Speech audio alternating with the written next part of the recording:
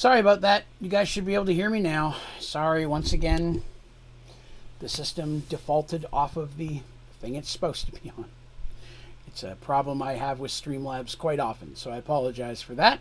Sorry I'm running a couple minutes late. Ran into a little bit of a issue right before the stream, and but I'm back now.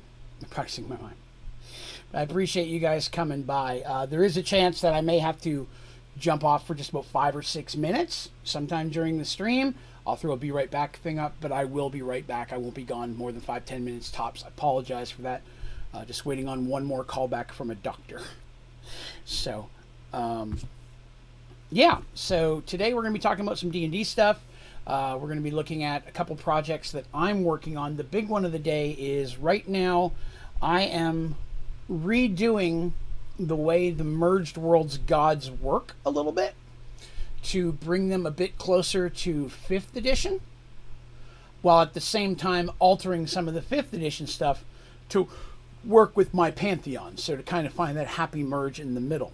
There are a lot of things I like about 5th edition, and there's some things I don't like about 5th edition.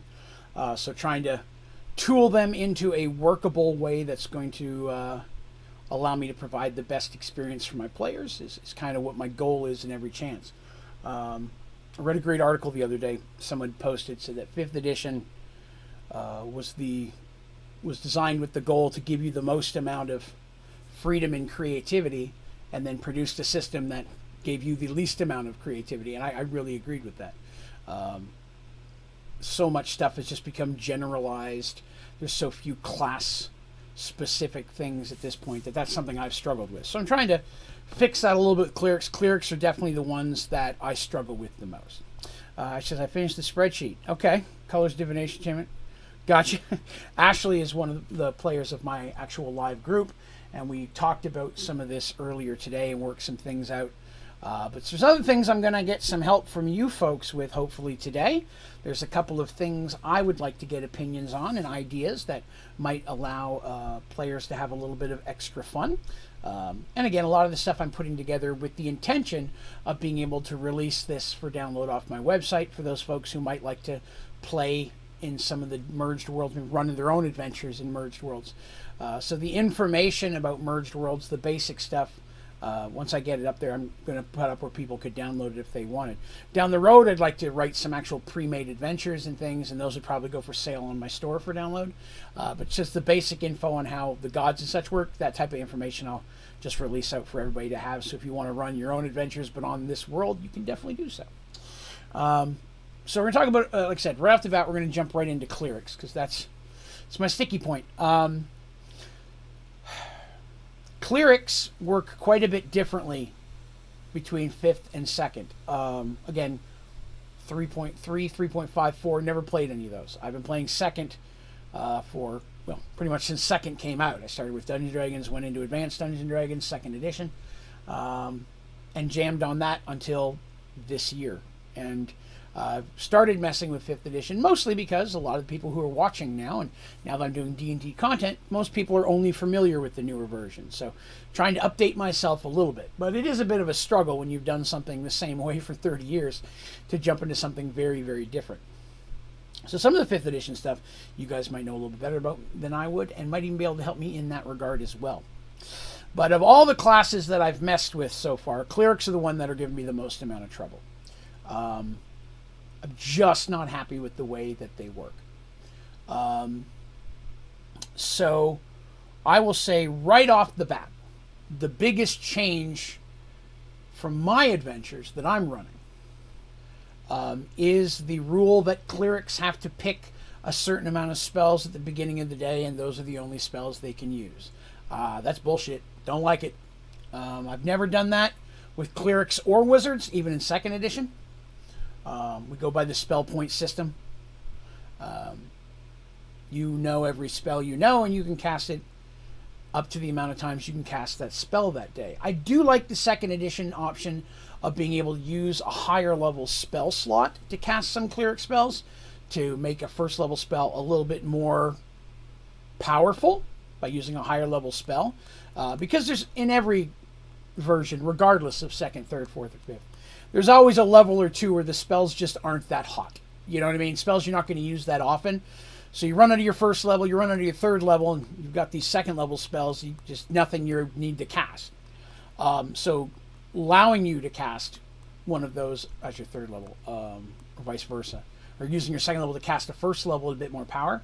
I think it's a great idea. I love that, totally keeping that. But the having to pick your spells at the beginning of the day, that's just insane. I like my players to have a vast majority of spells. And when you can only pick a certain amount a day, you're going to most often pick the spells that you think are going to be the most useful. And 9 times out of 10, that's going to be your damaging spells. Hey, if I get in combat, I need a way to do this. Or I need an identify, so I know I can at least identify some magic items if we find them. Or detect evil, detect magic, detect traps. Those spells that you know are useful most of the time, so you end up taking those all the time. And some of the fun secondary spells that can be really cool in a situation, you're not going to have that opportunity because you kind of, what I like to call it Wheel of Fortuning. When Wheel of Fortune first came out many years ago, when you got to the final level, video games, when you got to the final round, if you're the finalist, you had to pick 5 consonants and a vowel. And within the first year, everybody picked the exact same ones, R, S, T, L, and the vowel E. It got to the point that now when you watch Wheel of Fortune, they automatically give you those letters and have you pick several other ones. And they specifically are looking for things that don't use those 5 letters to try to make it more challenging. It's the same concept with D&D. If you're going to use those, always pick those same 5 spells that you know are going to be the most useful. And I think that limits you. So in my game, when I run a game, clerics and wizards, there's none of that memorizing spell stuff. If you know the spell, you can cast it until you run out of spell points. That's just it. That said, some of the areas where clerics have been bumped up, I'm going to have to bump them back down. If I'm going to offset that by giving them unlimited spell packaging, package as many as you'd like, we're going to have to take away some of the things that historically clerics couldn't have anyways. And one of the big ones of those is armor.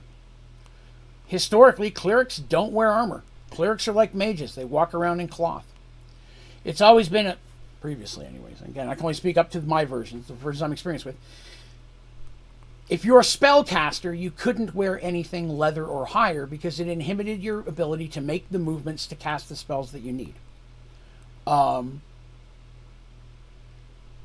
That's why rogues, when wearing leather armor or better, took a negative to any of their thief skills, because leather armor constricts.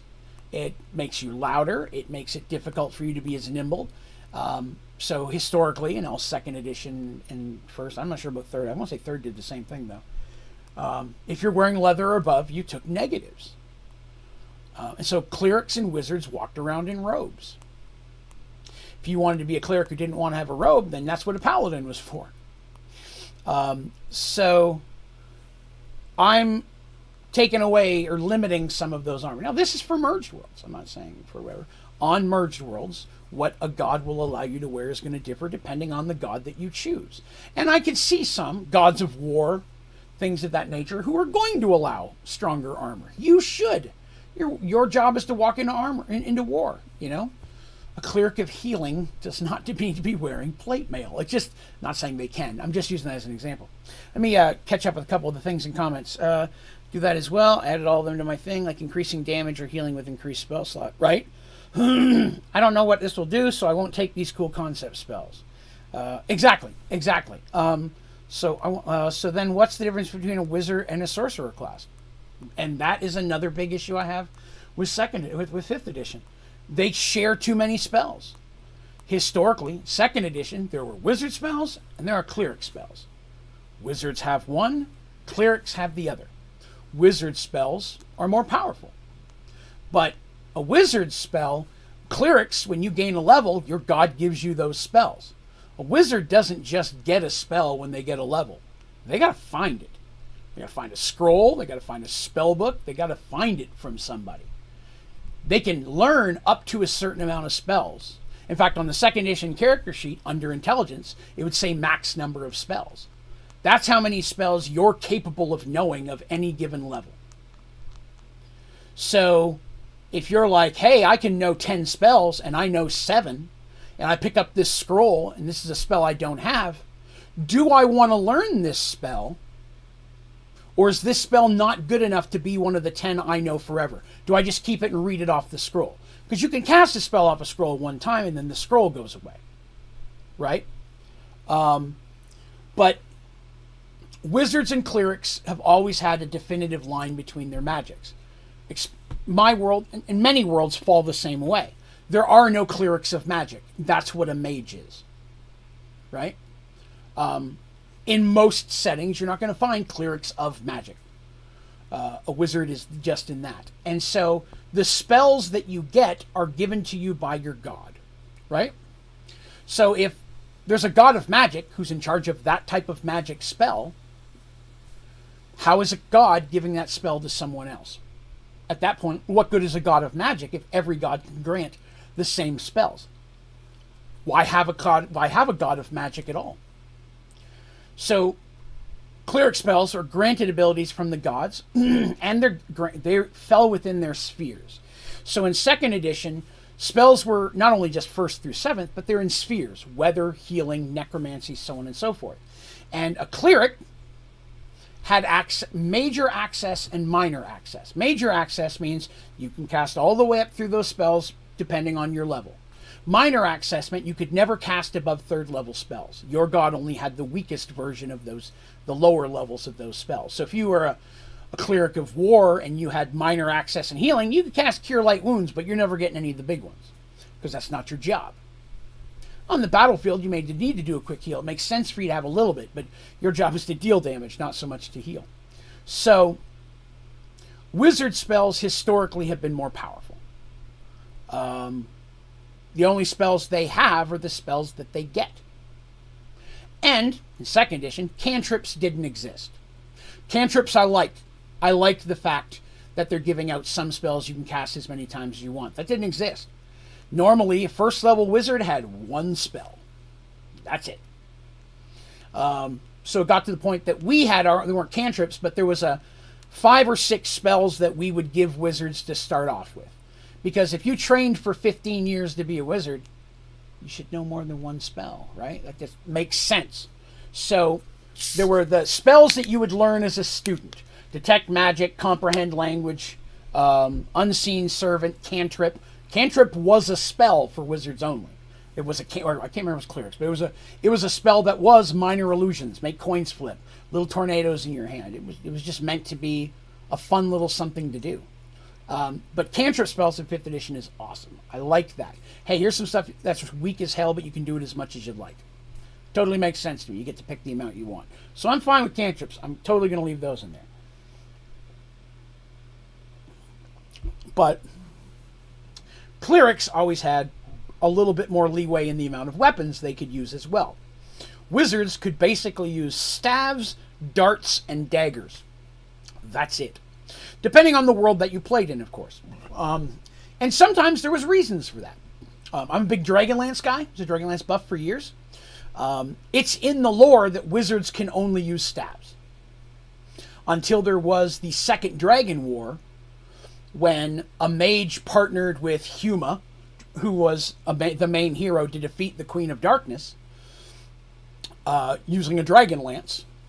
In honor of that mage's sacrifice, they were then allowed to carry daggers because the dagger symbolized the lance that they helped Huma. So it's written into the lore. You get staves, and then at this point, we're going to let you use daggers out of respect.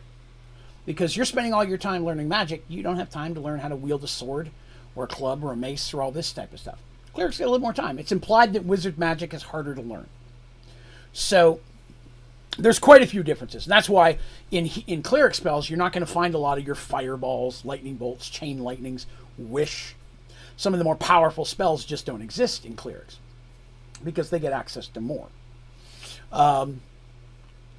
There are also historically more magic items to allow priests to cast more spells than their maximum limit than there were wizards. Going back through the early years, again, I can't speak for 3rd, 4th, and 5th. I'm just learning 5th now. But in the old days, there were a lot more things that would boost clerics' ability to cast spells in the amount they could cast per day than there were for wizards. So wizards had a lot more limitations.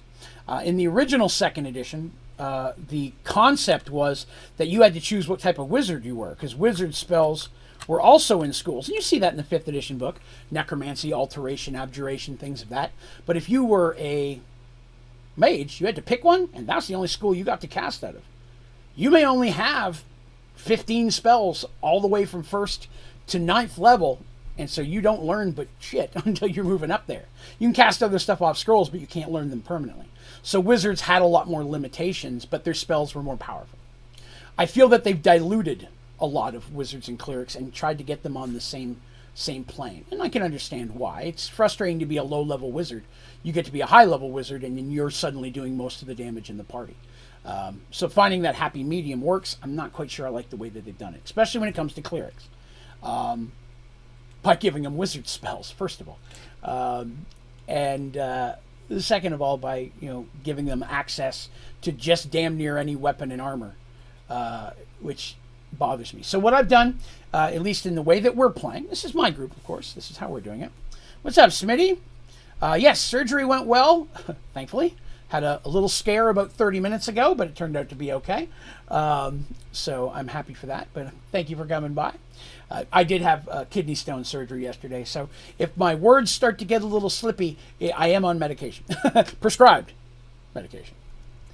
And I just took a bunch. So so for the way that I'm running a campaign, I'm running it at this point, you can cast any of the cleric spells. That's I mean, you don't have to pick a certain amount a day. And neither do wizards. Both of them have that. The difference is in the spells and some of the secondary abilities. Secondary abilities is what we're going to talk about. So originally my goal this morning was when I sat down with my players, my wife being one of them, 2 of the 3 characters are clerics. The other one is a gnome monk, so we like to refer to them as 2.5 clerics. Kind of like the 2.5 men's thing, sing a little song and such. It's just kind of a funny thing with us. But it's 2.5 clerics, and so I wanted to get their feedback on, we've gone through one small adventure at this point. We're just starting our 2nd one. Now's a good time to fix and hammer down some of what I want to be permanent moving on. Because I didn't know 5th. That first adventure was me learning it as well. So, a couple of things. What I've decided to do, because I was going to sit down and decide each god's spell list. These are the spells you could learn if you worship this god. But as I was going through it, I found that a lot of the spells would, the way they've been rewritten and they work in 5th edition, would work for the majority of gods at this point. Some of the retooling did explain a little bit of how they generalized it. So I've realized that it's not the spells that I need to make the changes to. It's domains. Domains are really where my problem is. There's not enough of them. And the way they've allocated powers to some of them makes no sense to me. The best example of that is a cleric of life or healing. When they hit, I think it's 6th level, they gain the ability to put holy aura into their weapons to do more damage. Why in the hell would a healing cleric gain the ability to do more damage with their weapon? I heal people, so now I can hurt people better. It just seems diametrically opposed based on the god and the worshiping that they would do. Self-defense, defending others, sure you can do. You're going to have to do some combat, but that just drives me crazy. So domains is where I'm making my big change. For me, each of my gods will be their own domain, and the skills and abilities you get will be based on the merged world domain that you take. So spell-wise, spells are across the board with a few exceptions. There may be in a domain certain spells that it will tell you you are not allowed to cast. Because it's just too opposed what that god stands for. So domains will be changed. Part of that change of domains is that I'm giving what I call granted powers. Granted powers is a lot alike the channel divinity stuff that's in here. Not as big on that. The channel divinity stuff, again, is very generalized and doesn't seem to fit many of the gods, because again, my world has 6 good gods, 6 evil gods, 7 neutral gods, 2 elder gods. Right? That's a lot. That's a lot. That's 19, 21 gods. Like you said, the 7 domains are just not going to cover that. The god of business and trade does not need some of the stuff the gods of healing or evil would get, So that's where I'm going to tweak it. So each god is going to have their own domain. And the domain that you choose, we're going to ignore what the player's handbook domain is. You're basically taking my worlds. This isn't what you have to do. You can play anything you like. It's your world. But in the adventures that I run and how Merged Worlds works, this just fits better with the pantheon of gods that I have. So a lot of the abilities that come with some of those domains are still going to be there. Sometimes I'm punching them up, making them more powerful than they currently are. Some of the abilities you can cast once a day, I think sucks. So you're getting them more. Some things you're going to only be able to cast less. So that information would all be available to anyone who wants to have that once I get it all put together. So if down the road I start running some online D&D campaigns with people in the audience, even short ones, people will have that information ahead of time to help them decide the type of character they want to play. But limiting the armor and weapons that they can use is part of the big offset by the you have every spell you want. You can choose from any spell on your list. Not to mention, I'm almost doubling the amount of cleric spells you have.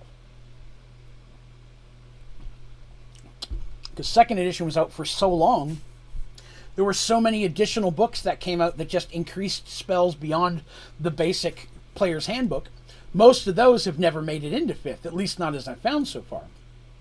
There's some, but using a lot of the spells from the 2nd edition Tome of Magic especially works perfectly fine with 5th edition stats, and there's a lot of great fun spells in there. The Tome of Magic is what created Wild Magic,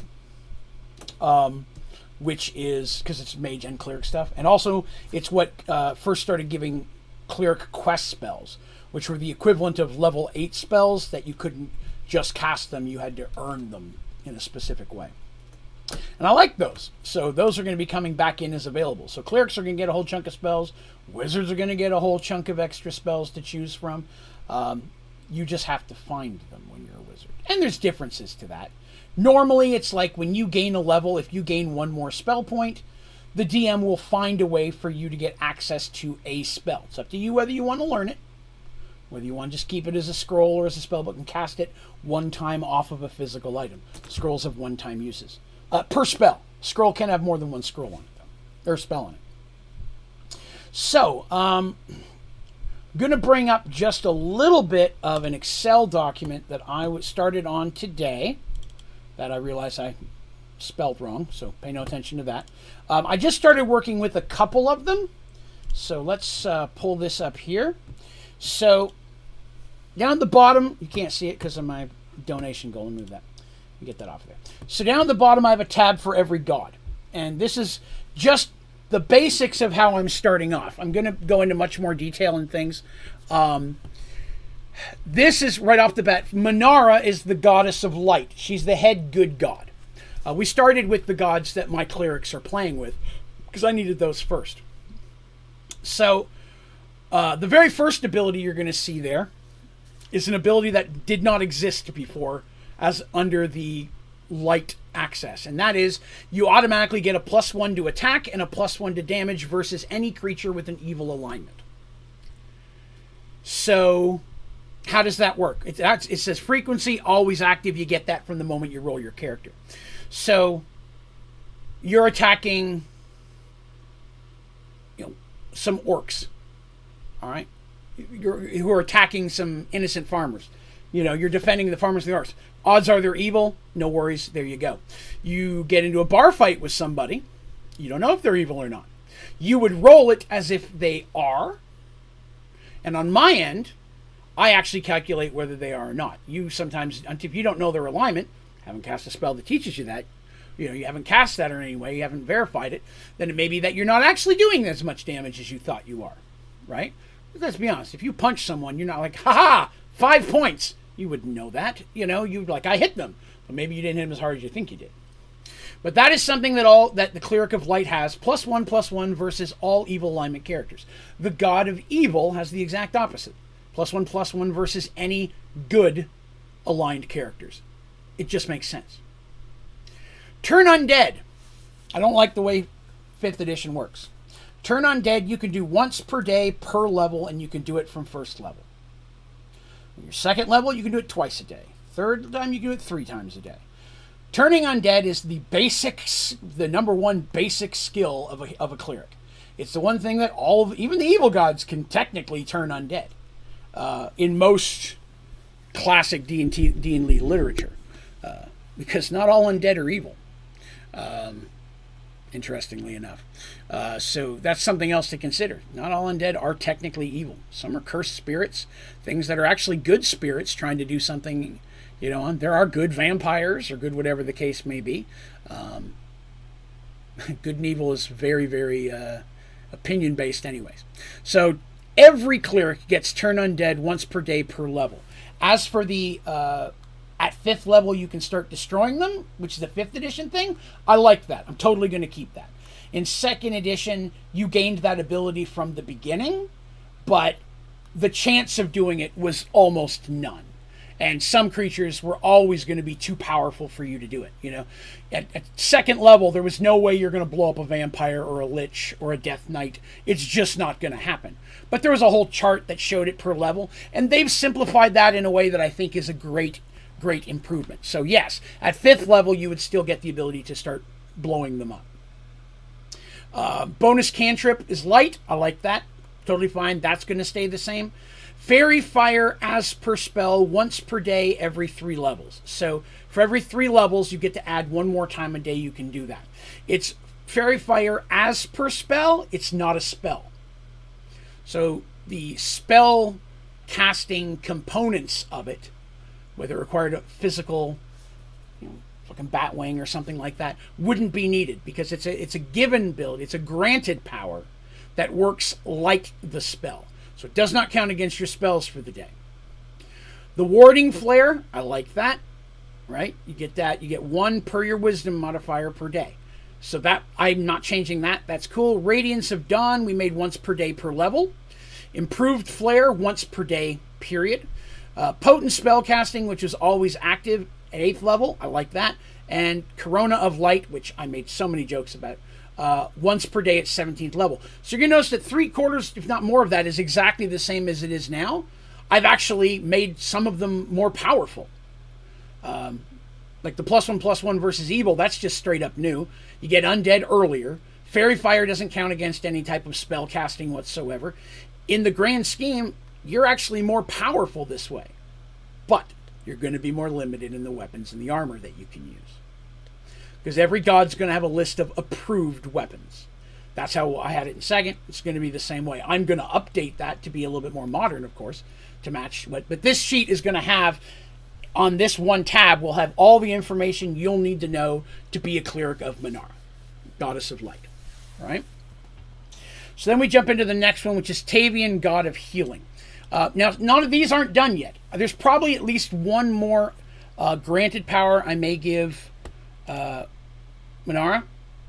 There's going to be a couple for Tavian. Again, turn undead automatically. I'm fine with that.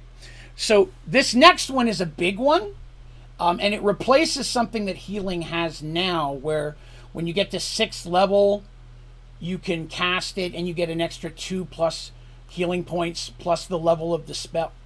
It's confusing. So healing clerics automatically get an extra die on all healing spells that heal hit points. If you're casting heal, which just heals you to full, obviously it doesn't matter. But if you're casting Cure Light Wounds and it lets you roll 1d8, if you're a cleric of healing, it's 2d8. But you have to be physically touching them to get the bonus of that extra die. You have to be physically connected. So, somebody falls in battle, you can put your hands on them. Now you're doing 2d8 because you're a healing cleric. And your healing spells should heal better than any other cleric out there. Why in the world are clerics of war or clerics of light or knowledge healing people with the same power as someone who worships the god of healing? That's insane to me. right? So if you're a healing cleric, you heal Big Bang. You also have some of the most restrictions on weapons and armor. The preserve life, I put live, obviously. I was on meds then too. Preserve life, once per day per level. Some of these I've punched up. Blessed Healer was the 6th edition, or 6th level spell. I'm fine with that. Again, this is per spell, which means you're not casting a spell. It doesn't count against your spell. You get it as if you are casting the spell. It's a granted power. So that does not count against your spells. And then Supreme Healing, which they had as like a 17th level spell. I'm making that 8th and getting rid of the 8th level one, which was the one that lets you do more damage. I'm filling my Morning Star with Divine Healing so that I can hurt you more. It just doesn't make sense for a healing cleric. Yeah, you're doing way more healing. No, you're not doing more damage. You know what I mean? You can't have both, right? It's all about trying to keep them base so that, there's that line. So I'm going to give them a 17th level. I like that everybody gets a 6th, an 8th, and a 17th. It's rare, I think, that anyone will see the 17th ability, and not just because they're all going to die, but most people at some point want to roll other characters and try something different. It's rare for a character to get that high just because people want to play something different. My group's the opposite of that. My people like keep control their characters forever. So I'm going to give them a different 17th level, and I need to give them at least one more good granted power that they'll probably get at 1st level. But again, this is just some examples of how I'm going to be running clerics on Merged Worlds. This would be important for people who are even following the story. When someone's casting a spell or using your ability, they might be like, I don't remember clerics being able to do that. It's because they probably don't in the player's handbook. They do on Merged Worlds. And that's not anything big. That's homebrew. That's what homebrew is. That's taking a player's handbook and saying, I'm going to pull the stuff out of this that I think really works for my group and putting it out there. At the same time, as a DM, you don't want to take away all the stuff that your players love to use. That's no fun either. So that's why I wanted to sit down with my players when I started dabbling with this so we could figure out the best route. And I think at this point, this would be the best way to go to make my world mesh with 5th edition. Right, spell-like abilities, very much so. And how often you can use them is going to depend. So yes, 100%. There was one of them that we were looking at that had an increased or gained the ability to have a divine intervention. Every character in existence in Merged Worlds has the ability to roll for divine intervention. It was something that actually we didn't acclimate that till I played just an odd one-off with the group that did it this way, and I really liked it. And the way they did it is that every person, one time during their level, may ask their god for help. And they have a 1% chance their god will answer them per level. So if you're a 3rd level warrior in the middle of a bad situation, and you have a god chosen, if you're a character who doesn't, I don't have one chosen, you don't get that. You got to have someone that you at least worship a little bit. Light a candle on a holiday, pour a little meat out at the beginning on the ground, whatever the case is. You have to at least have a god specifically. Although in some situations, you're on a boat and you're praying to the god of the ocean, it's something we could discuss. Praying to a different god. But you get a 1% chance. If you fail it, you don't get to try again until you've gained another level. Everybody, fighter, rogues, doesn't matter. Everybody has that ability. Clerics get a 2% chance. So that means that doesn't sound like a lot, but it really does. At 10th level, 20% chance that your god is going to directly intervene. Now, the upside to that is I get to decide how. How much power is the god going to give you? How's he going to help you? That's the decision of a god. I don't want a book telling me what a god can and cannot do. A god would choose a reaction based on the situation. I'm looking down from the heavens or whatever plane I'm on, and my cleric is in a losing battle. 3 of their people have fallen. Man, I'm going to heal. All their healing spells are back. Double their healing, whatever they roll for the next 30 minutes. Do a bunch of that stuff. But if you're a warrior, right? You're a warrior and you're praying to a god, and the god of your warriors or war, whatever the case, looks down on you and you're in a hard put situation. All right, fine. I could give you extra strength. I could give you extra damage. I could give you extra rolls to combat. I could make you immune to some damage. Or I might summon 10 ancient Viking warriors to fight on your side. 5 people that are dining with me in the halls of Valhalla who'd love one more chance to come down there and kick some ass for a few minutes. Bjorn, you and the guys get down here and help out this Minotaur. He's getting his ass whooped. So all of a sudden, 10 huge Viking warriors come out of the mists, axes and hammers in hand, and this one lone warrior whose party he's trying to save his party now has the help he needs. That what the god does is going to depend on the situation. It's also going to depend on how much you worship that god. I'm the DM. I know how much time you put into that. I like to use a good example, Conan. If you ever saw the original Conan movie, he worshipped Crom, and at the end of it, he's like, I'm at this point. If you don't help me, then the hell with you. You know what I mean? It's one of those things where it's like, I've worshipped you. I've done what I was supposed to do. If you can't find the time to help me in the one time I need you, then I'm going to go without you. I can picture God of War looking down. You okay? Oh, sorry. And say, yeah, that's a badass. And yeah, I'm going to help him out this time. That makes total sense to me. He's saying, hey, you know what? This is a battle between you and me at this moment. You've not helped me any time I've asked for it, yet I've done nothing but loyalty. Gods only exist because people worship them. Whether it's our world or D&D. Gods exist because people worship them. There are many fantasy worlds and fantasy books that have been written over the years where, as people start losing faith, God's powers weaken. Gods need people to worship them to maintain that power in many different fantasy settings and genre. And I'm a big fan of that. I like that. If you're a god that never helps his people, no one worships you, you're going to get weaker than the other gods. And no god wants to be weaker than the other gods. Because there's always the assumption that another god will always be looking to take your place, or a mortal might be trying to take your place. And if you don't have enough faith, you have enough strength in you to defend against them, you might be replaced. That's happened in many different books and genres and novels. Forgotten Realms, Time of Troubles, great example of some of that. Gods were being turds, so they were turned into avatars. Some of them died and were replaced by mortals. Great example. Great series, by the way. I'm more of a Dragonlance guy and Dark Sun, but that was a great series. The Time of Troubles, I loved that. So great books, in case you're ever looking for. One day I'll do an episode purely on D&D and D&D type books that have helped inspire a lot of the things that I've done. That'd be a good episode, I think. Because you'd be surprised. There's a lot of great books out there that aren't D&D books that are awesome D&D books if you wanted to use some of that. So anyways, yeah, so Cleric of Healing, right? So we're going to kind of look at that. And we jump over to the next one is Saoirse, Goddess of Nature. So again, same turn undead. Everybody's got turn undead. Here's the granted power that I've always given them. Nature's heal.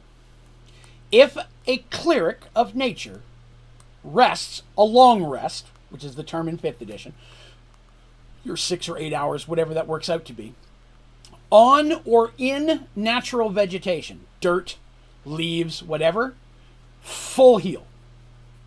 You are literally, nature is healing you. No bedroll. You know, some people find a tree, climb inside of a tree, lay down in a tree, cover themselves with leaves. Whatever the case may be, you're literally becoming one with nature and nature's healing you. That's a full heal. There are limitations to that. You're in a dungeon laying down on a brick floor, that's not going to help you. Or even a rock floor. It's got to be some type of living nature. So even soil is viewed as living in many genres. I kind of view it the same way. Dead leaves are obviously dead, but it still counts. So that's something for them. I can heal myself to full if I can get a full night's rest on the earth, in the earth. Hell, I could bury myself if I really wanted to go crazy. And that was an ability in 2nd later on. I haven't decided if I'm going to give them or not yet, but that's the kind of the old vampire thing where you go into ground, where you literally sink into the ground and sleep in the dirt to get that. It protects you from different things and from being found. I haven't decided whether I want to give that back to them or not. But but it's something I'm tossing around. They get bonuses. Druids get they get a bonus druid cantrip. I like that. That's cool. Again, cantrips are brand new, so I really like those, and I think getting a druid cantrip makes sense. Charm animal plants once per day per level. That was already there. I just upped how often you could do it. Dampen elements once per day per your 5 levels. So again, same ability they already had, but now you get to use it a little bit more often as you level. And Master of Nature, their 17 spell stays the same, but it's once per day. So I haven't messed with that at all. Now again, we started using the ones that we're currently using in our story, as well as the ones that already have a domain listed. So when you're creating your character in Merged Worlds, and you're like, hey, I want to be a cleric, you would then ignore the entire domain section of the player's handbook, and you would come to mine, and you would look at these things, and this would be what you'd base it off of. I'm trying to remember the other thing. What's the thing that gives you a random background that gives you other abilities? I'm trying to think of what it is in 5th edition. It didn't exist in 2nd. Let me grab my player's handbook here. The 5th edition player's handbook is difficult to navigate because things aren't just in one spot. They're so spread out over others. So it's something I struggle with a little bit. Again, over time, I'm sure it'll become easier. Is it literally background? Okay, so background, yeah. Changing those. Let me rephrase. Not changing those. Take that back. All the backgrounds that are in there still stay. I'm not getting rid of those. But I'm going to add some new ones. I'm going to have some Merged World specific backgrounds because it would make sense of that. Right, Alkalite, Hermit, yes, good example. Thank you very much. So those are backgrounds. I'm going to have some Merged Worlds specific ones. Because let's think about it. Merged Worlds was a universe-changing event. So on Merged Worlds, you might have been the son of someone who has been searching for the original world, whatever the case may be. Maybe you're one of those people that's trying to carry that on. Maybe, something from your previous world is inspiring you in the new one, which is giving you some abilities that others don't have. So I'm going to have those I'm going to sit down and make up. I'm going to base them very much on the ones that are in there. Look at how many abilities, how strong they are, and make sure they stay kind of generalized. I probably won't add more than 3 or 4, but I already have a couple in mind that I'm looking at to give people a few more options. Because again, there's so many classes and races and combinations of things you can put together. For everybody to choose off the same list of 10 backgrounds seems so limiting to me. So as a DM, if you came to me and you said, hey, I would like to roll a character of this class, this race, I don't like any of the backgrounds. I'd like to make a specific one just for me. Can we do a custom one? Hell yeah, we can. We will sit down. We'll look at what abilities might make sense. You tell me what you're looking to create from a character point of view.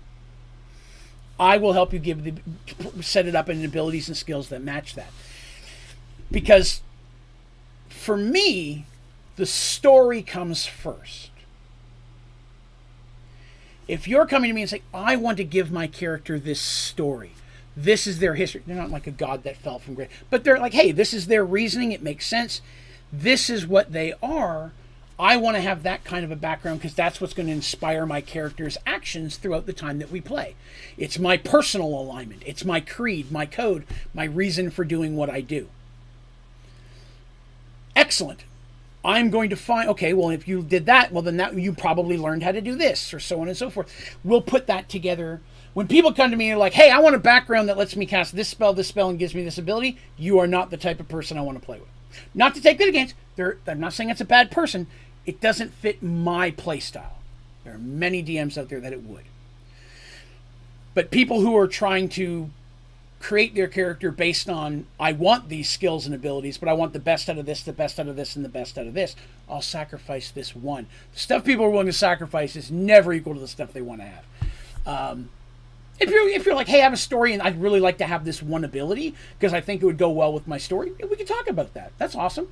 again, what you want to do with your character, what helps you get into the role, which helps put you into that role playing where you can really become that character. I'm happy to help you any way I can to become that character so that you really can connect with it and enjoy your experience.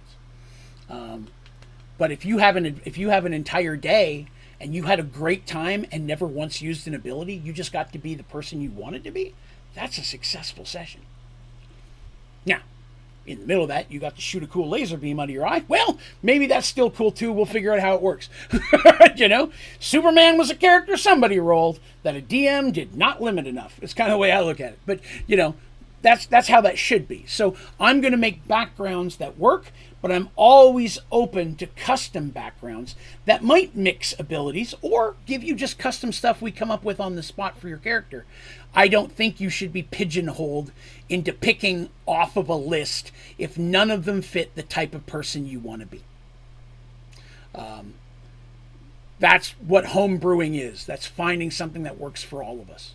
And if at the end of the day, I have fun telling you a story and you have fun hearing it and being a part of it, everybody's won from that. So that's my big inspiration. If you come at me from a lore point of view or a story point of view, I am all for it. I'll help you. We'll make it work.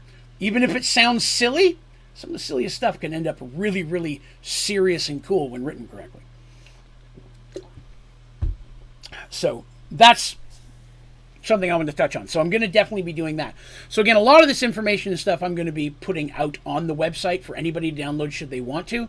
I'm going to make it look prettier. I'm going to have it in charts. I'll have a list over here that says the weapons you can have, armor you can have, and it won't be light weapons. Mace, Morningstar, Club, Dart, Day. It's going to list the weapons you can choose out of. It's going to list the armor types you can have. A cleric of war is going to be wearing way more armor than a cleric of healing should they wish to.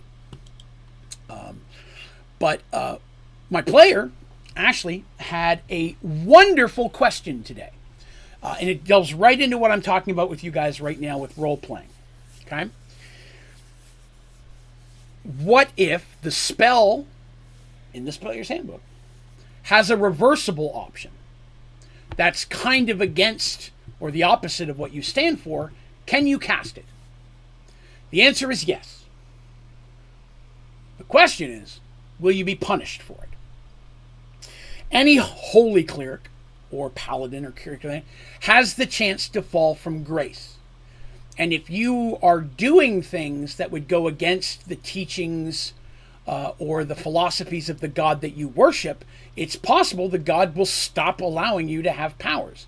You have fallen from grace, and you either have to switch to another class, usually fighter, because it's the default, or you have to go on some type of a quest or situation to earn that back.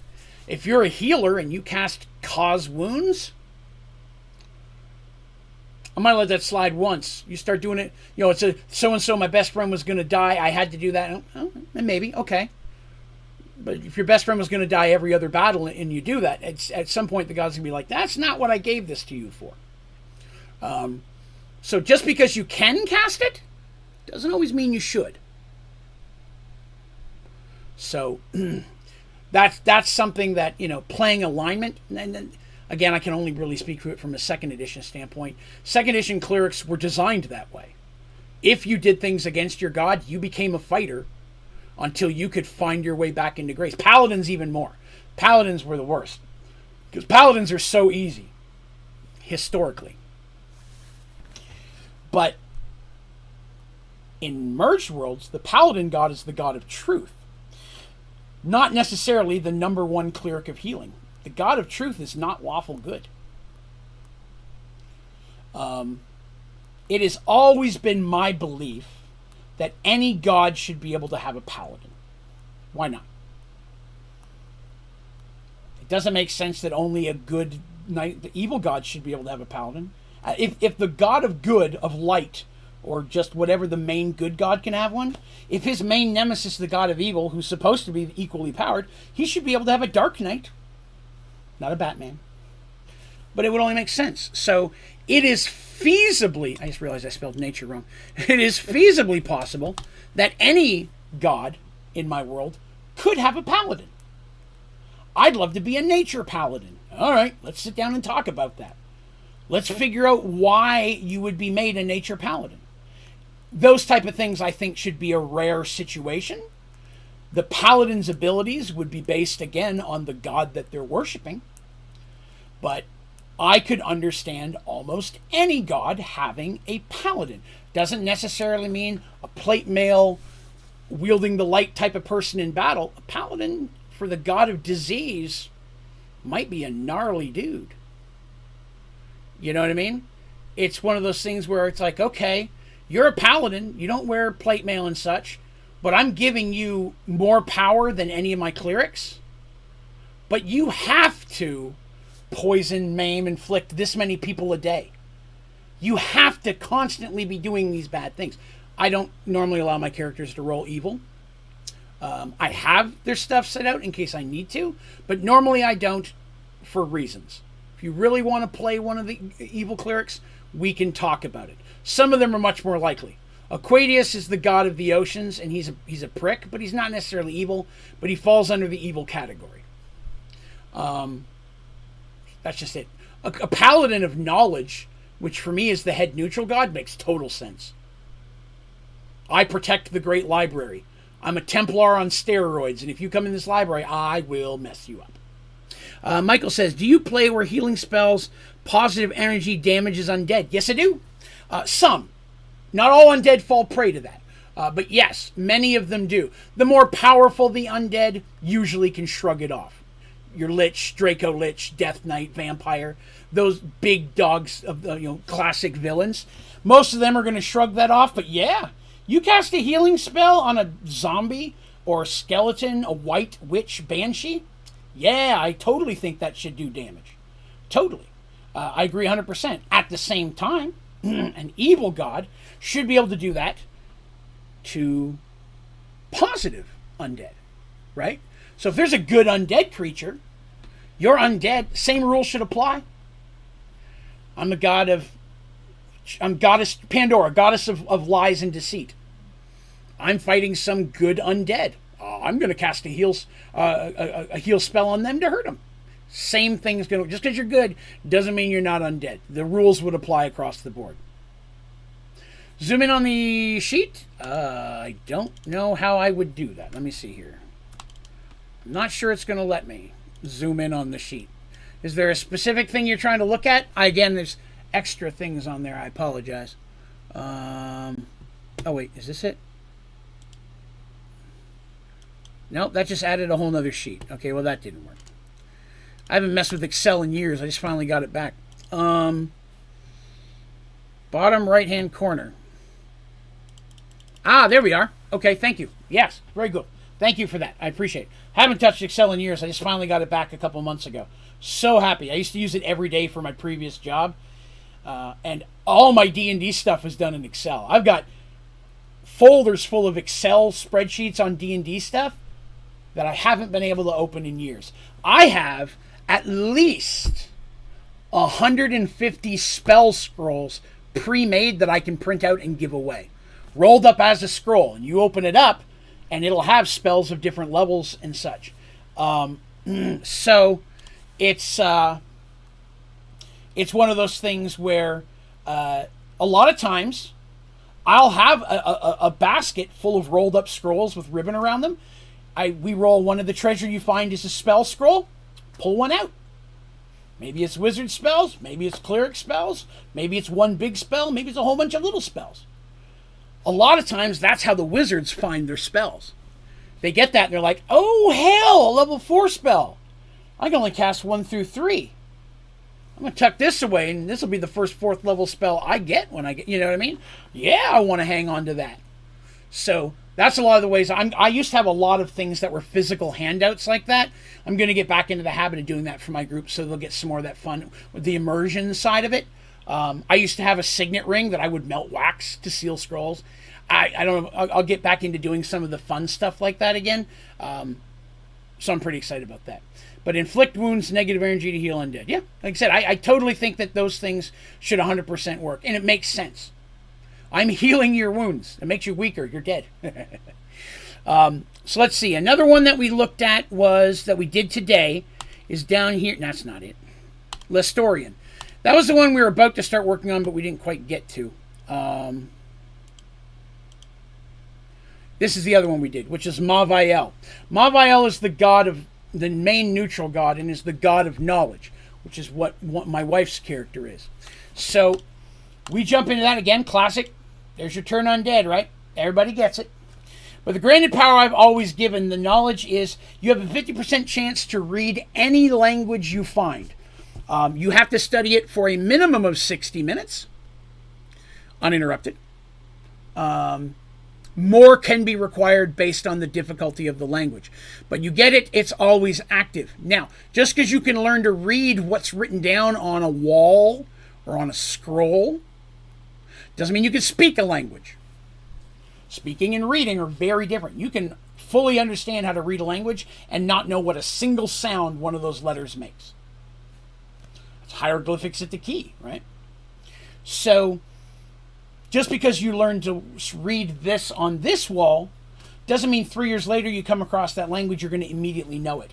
Some of the words might be alike. If it's something you've read before, I might increase the chance a little bit of you being able to read it from keywords. But you don't automatically know it. You can't speak it, and you couldn't pick up another page that has all different words on it from the same language and immediately know it. But you read so much. I would think that a lot of times you're going to be reading across other books and things you find, old tomes and different scripts. You learn how to put these words together to be able to read a language. So that's a base thing I've always given knowledge clerics. Turn undead, of course, blessing of knowledge. You get 2 extra languages right off the bat. I like that. That's fine. I kept that. 2 bonus proficiencies. There was specific proficiencies you could choose as a cleric of knowledge. I'm fine with those. I liked those. Left that alone. Knowledge of the ancients. Wow, did I spell some words wrong today. Whew. Again, I was medicated. I don't even know if that's right now. I'll spell check it later. Read. Okay, so the read thoughts ability that it has, I like that. Potent spell casting, I like that. Visions of the past, I like that. Most of the stuff they gave the knowledge, I liked. I think knowledge of the ancients, I changed a little bit. Once per day per 2 levels, because I want to say that was one of those things that you could use once a day. I didn't like that as much. Some of these things aren't powerful enough that using them once of a day needs to be limited. Some of these things, again, a lot of people are afraid when I say I'm going to jump in here and change things. I'm going to take away all my favorite stuff. 3/4 of the stuff I'm going to let you do it more often. But some things I'm going to take away, and some things I'm going to give you new stuff. But I know there's going to be at least one more granted power for this god. I'm decided quite well. Michael says, I've also paladins the same way. You just have to be your deity's alignment and follow their ways. Yep. It's up to the DM to set those rules ahead of time so you know what you'd have to do to play that character, because you might look at that and say, yeah, that just would be fun for me. You know, those type of limitations. The thought of it was cool at first, but I just don't think I could have fun playing a character if I could never do this, this, or this. Okay, cool. Well, let's talk about something else then. What else? Maybe there's a paladin of another god that would get you closer to what you're looking for. You know, for that experience you want to have. Or maybe we can take a cleric and punch him up to almost be a paladin. But yeah, I agree. I think any god should be able to have a holy knight of their belief. If you look at Merged Worlds, Lucas was a paladin of the goddess of death. That was what he was before he left that religion and switched. But by switching back, even in that one incident, he had to turn his back on the god of life. Which means, at that point, that was the deal with broke. He could never go back to that. The god of life, Tavian, was like, yeah, I'm willing to take you back. Or I'm willing to take you. You hated them. You know, you've realized the truth of your way, the errors of your way. At this point, he's like, I realize I'm giving up everything because I'd already turned my back on the goddess of death. She gives me this power again. I'm losing the cleric of life. This is it for me. This is my last fight. If I ask her to take me back to do what I want, at that point, the goddess had a choice. But remember, even though the emperor was trying to bring into physical form his goddess, doesn't mean that the other gods of evil are okay with that. Gods are jealous. You know what I mean? Gods are jealous as hell. They don't want anybody to get ahead of them. Anybody gets ahead starts getting more followers, and I play it very much that way. Somebody gets a whole lot more followers, that weakens some of the other gods. Everybody wants to be that head dog. No one wants someone else to be. And normally good and neutral characters, or gods, are about neutral specific, about maintaining a balance. But even good gods sometimes need to get slapped the hell down because they get a little greedy. You're going to wipe out all evil. No, you're not. There has to be a balance. So does that make Lucas godless? 50%. He can still worship Tavian, the god of life. He can still worship that, but he will never get an ability. He'll never get no divine intervention from him would ever happen again. He could not serve in the church as a Templar. Basically, for all intents, Artemis pulls his file out. There's a big no smoking sign across it. You know what I mean? Okay. What's what I'm saying? He still lives on temple grounds. He's an honored person. He did what he did to save her life. I'm sure Tavian respects that, but he's not going to be able to just keep bouncing back and forth between gods like a ping pong ball. At the end of the day, he chose death over life to do what he felt was right. And he did. And he's not punished for that. If anything else, he finally got to rest. Not something he's not to lose. So he can still praise a god and so on, but he'll never feel that holy touch. Even Templars who devote themselves will feel that blessing, that aura that clerics feel. They may not commune with the god directly, but there's that feeling of, yes, my god is with me. He'll never have that. So he retired to his little house with Molly, who still comes and cooks pies in the temple. And I'm sure he plays with the kids and carves and tells stories or so on and so forth. But part of the agreement was if she gave him that, he could never raise weapon again. He could never train someone else. All that's done. And the reason being is, okay, I'm going to give you these abilities of death.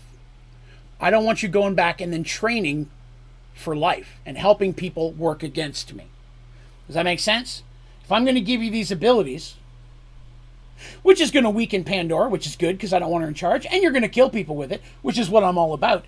After that's all said and done, you don't get to go home and then teach people of life how to fight me. This is your last fight. And that's the agreement that he made.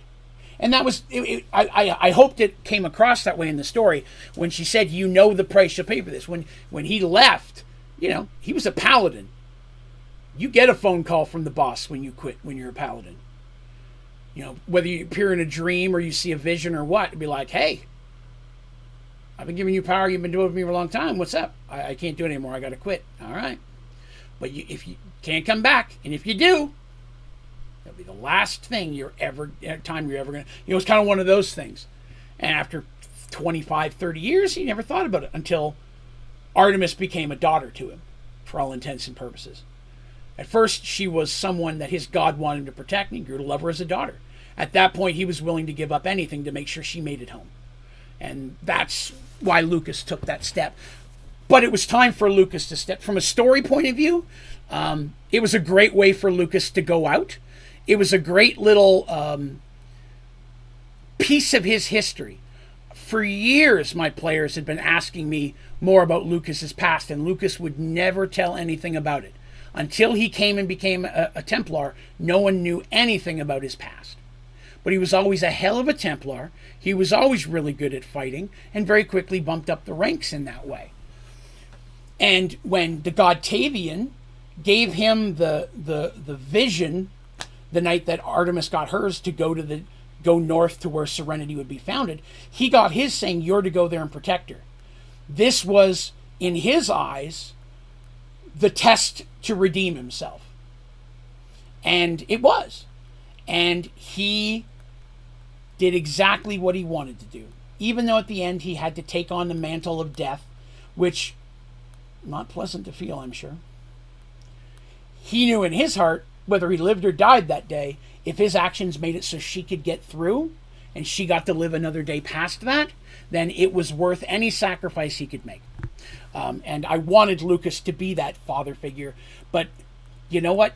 When somebody has that big moment of their life and they have that big epic, their story's pinnacle, you don't always have to kill them to make the sacrifice worth it. And that's a mistake I think a lot of storytellers make. That for someone to make the ultimate sacrifice, they have to give their life. No, they don't. They may have to give up their life, the life as they know it, have to give up everything that's been important to them for the remainder of his life. You know, when the temple got attacked, think about that. I never mentioned him. When the temple got attacked by the undead, he couldn't help fight to defend it. You know what I mean? He and Molly, he can protect Molly. You know, he can protect his wife kind of thing, but he can't rush in to help protect the temple anymore. He doesn't have that ability. He actually can't. And so it's one of those things. He can defend his wife, defend his own life. If he has to pick up a sword to defend himself, he can. I don't want you to think picking up a sword burns his hand or nothing like that. He just can't do it against the goddess of death. It's a weird kind of thing I've put him in. But I wanted him to be like, okay, my job is done. I get to rest now. And it's one of those classic things where it's like when the battle ends, you looked at Lucas, and for the first time, he looked older. Because it is. Finally, the weights hit that person. They visibly shrink in that moment. It took everything out of them to do what they needed to do. And now they just get to rest. Live out the rest of the day, whittling toys for the kids. You know, I'm sure he comes into the temple, you know, and celebrates at all the holidays with everybody. He's always welcome there. He's just never going to serve there. So there's that. So as again, this thing does become Merged Worlds based very often as well. So again, I'm going to add some backgrounds that are Merged Worlds specific, with the knowledge that I'm very open into discussing custom ones, for sure. And I'm going to hammer out the rest of these abilities as we see them here. I just wanted to give you guys an idea and a feel for how I'm doing it. So I will revisit this again when I'm done, which I am honestly expecting to take a couple months, because there's a few things I need to get in here detail. When I come back, I want you to be able to see this page and have everything you'll need to know to play a cleric. I'm going to be focusing on the ones I'm actually playing with right now, and the ones that I'm dealing with in Merged Worlds, right? So the big clerics we deal with are Artemis, right? So healing. And now, Artis, who is a cleric of truth. So those are really the two clerics that I have to, gods, if you will, that I have to deal with, as well as the, in our group, there's the god of knowledge and god of light. So those four are the ones I've got to kind of hammer out first. But I'm going to take my time with everybody and make sure it's all done. Now, the other thing that I need to do is I have a notebook that I've had for 15 years at this point that has all my god information in it. And all the names and such. And I need to find a way, and someone had sent me a thing, I'm going to look at an emblem maker, to be able to show a design of what everybody's holy symbol would look like. I tried a few of them today, but they're just so limiting. They just give you pictures of bears and owls and stuff. They didn't quite have the amount of options that I would like. So I might try to draw them myself in a paint program. I don't know. But I have a few, and I thought I might share them with you today. These are old drawings, but for Minara, Goddess of Light, that was her holy symbol. So it was basically the equivalent of a sun, but I tried to make it look a little bit more specific. Tavian's, which I didn't have drawn here, his is 2 drops of water on top of each other. So like a bubble, almost like a figure 8 with a point at the top of each one. The healing waters is a big metaphor in Merged Worlds. Tavian's Tears is a high-level healing potion.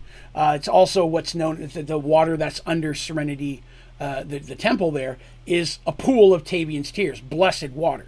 Because the concept has always been that when a cleric or anyone is healed, Tavian is taking their pain upon himself. Which again, Tavian looks like Hugh Laurie, walks with a cane, looks like House, a bit of a grumbler. but he takes on the pain that he heals from others. It is probably, from a God point of view, one of the biggest self-sacrificing type kind of things that a God can do. So the healing waters, the water droplets, those things are very symbolic of him, and that's why you'll see a lot of that. When I was showing I'm building Merged Worlds in Minecraft, and every Sunday night I stream that here on YouTube, in case any of you watching this are interested. Right now it's called Building Serenity, but I am going to build more of Merged Worlds over time. It's a huge project. I'll be probably working on it for years. But when I put an altar for him, someone asked, why is there water there? And that's why, because the healing waters, Tavian's tears, it's always been the big metaphor. That's why blue is the color, because it's the water color. The element water really, really mushes in with healing. And there is the ability in times where if Tavian was to send down someone to help, like in like a, say, like I mentioned before, the God of War sends down a bunch of Vikings to help, or barbarians, or the game, a water elemental showing up would be very fitting. It would be something that's like, so, a water elemental comes up, there's all the water or whatever the case, maybe there's some pools or there's some plates of water and all the liquids start swirling together, and now you have a water elemental that's been sent to help the cleric. I could very much expect that.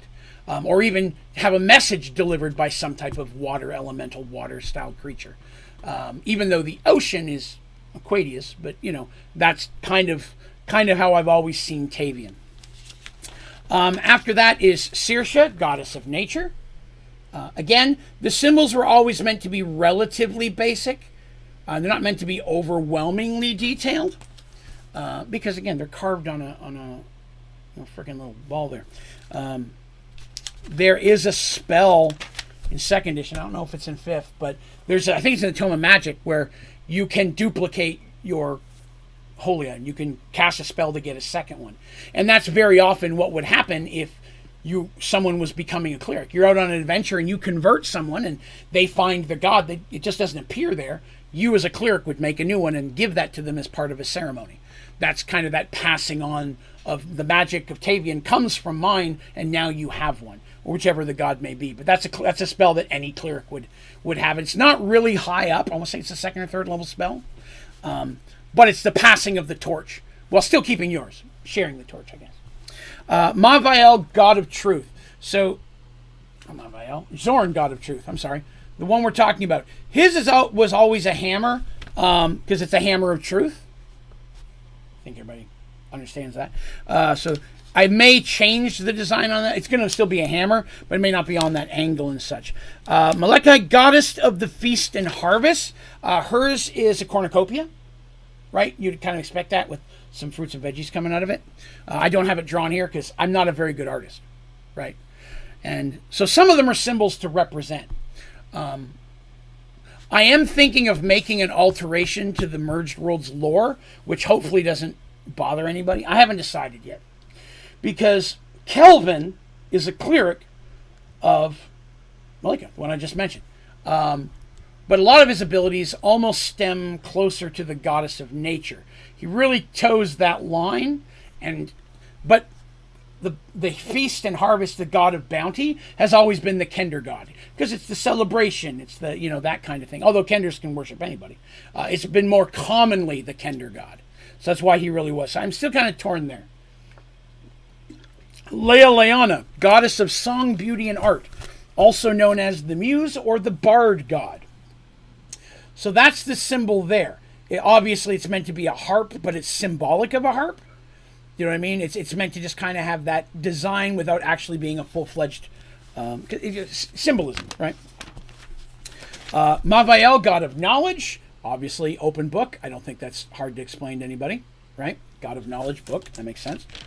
Corum, god of war. Was always meant to be a sword and an axe crossed, but I don't want to put the sword and the axe heads at the top. Everybody always does that. So I thought it might be kind of cool to put them at the side.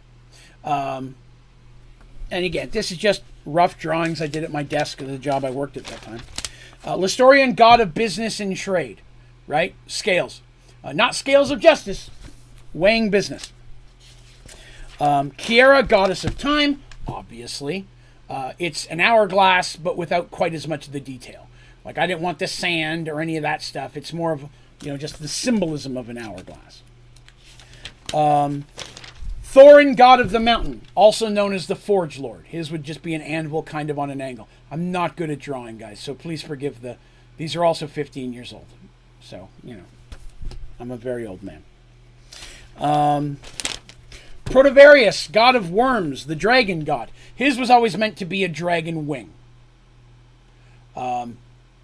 And normally,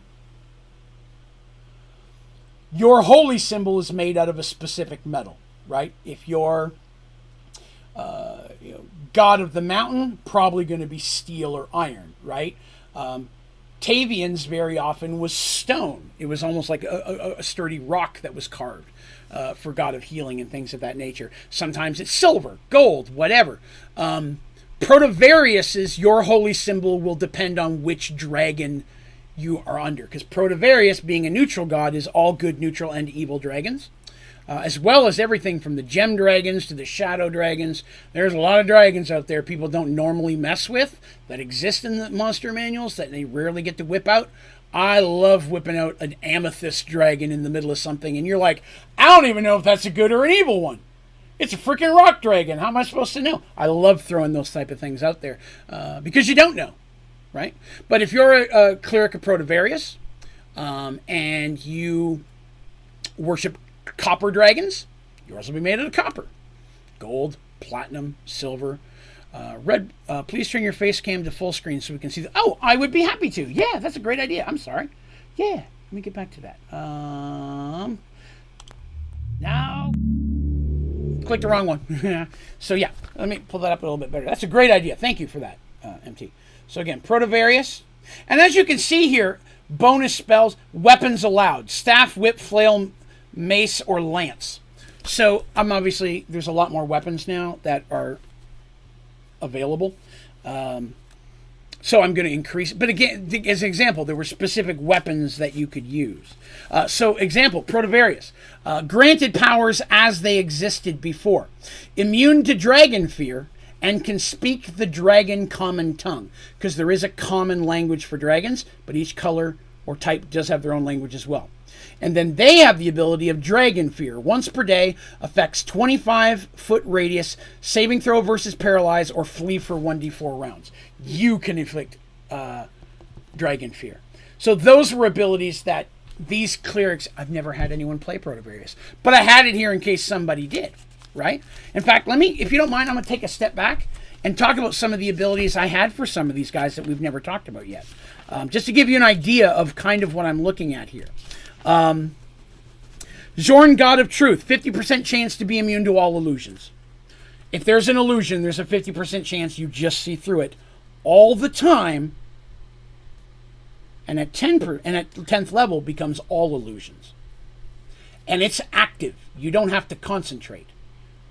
People will start running, and you'll be like, what are you running from? You just don't see them. The God of Truth won't let you see those lies. Then there was a physical ability, Hammer of Truth. I'm going to change that. We're not going to have that. Malika, Goddess of Peace and Harvest. Any crop blessed grows 10% bigger and faster for an entire season. So the amount of crops and size and such can be very different. The second one is Conjure Seed. Once per day, can conjure a seed,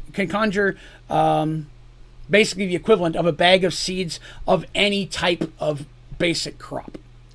And then at 10th level, they got Divine Seed. That's the lucky nut that Kelvin used to kill a dude. Laelianis, Goddess of Song, Beauty, and Art. -5 to any artistic ability check. So the way 2nd edition worked was odd. When it came to ability checks, the lower you rolled was the better. So that was like getting a +5 to any ability check that has to do with anything artistic. Once per day, the ability to inspire. +2 to all friendly morale. -2 to all friendly artistic ability checks. So you're passing that on to everyone else as well. The Bard God stuff. Blessings and things. God of Knowledge. I already said the language thing. We talked about that. Corum, God of War. one extra attack every 2 rounds. Combat in 2nd edition was very, very different. You had most everybody gets an attack a round. If you're throwing daggers, you could throw 2 daggers per round. If you're using a crossbow, 1, a bow and arrow, potentially 2, depending on what you're doing. But warriors and things, as they leveled, would then get 3 attacks every 2 rounds.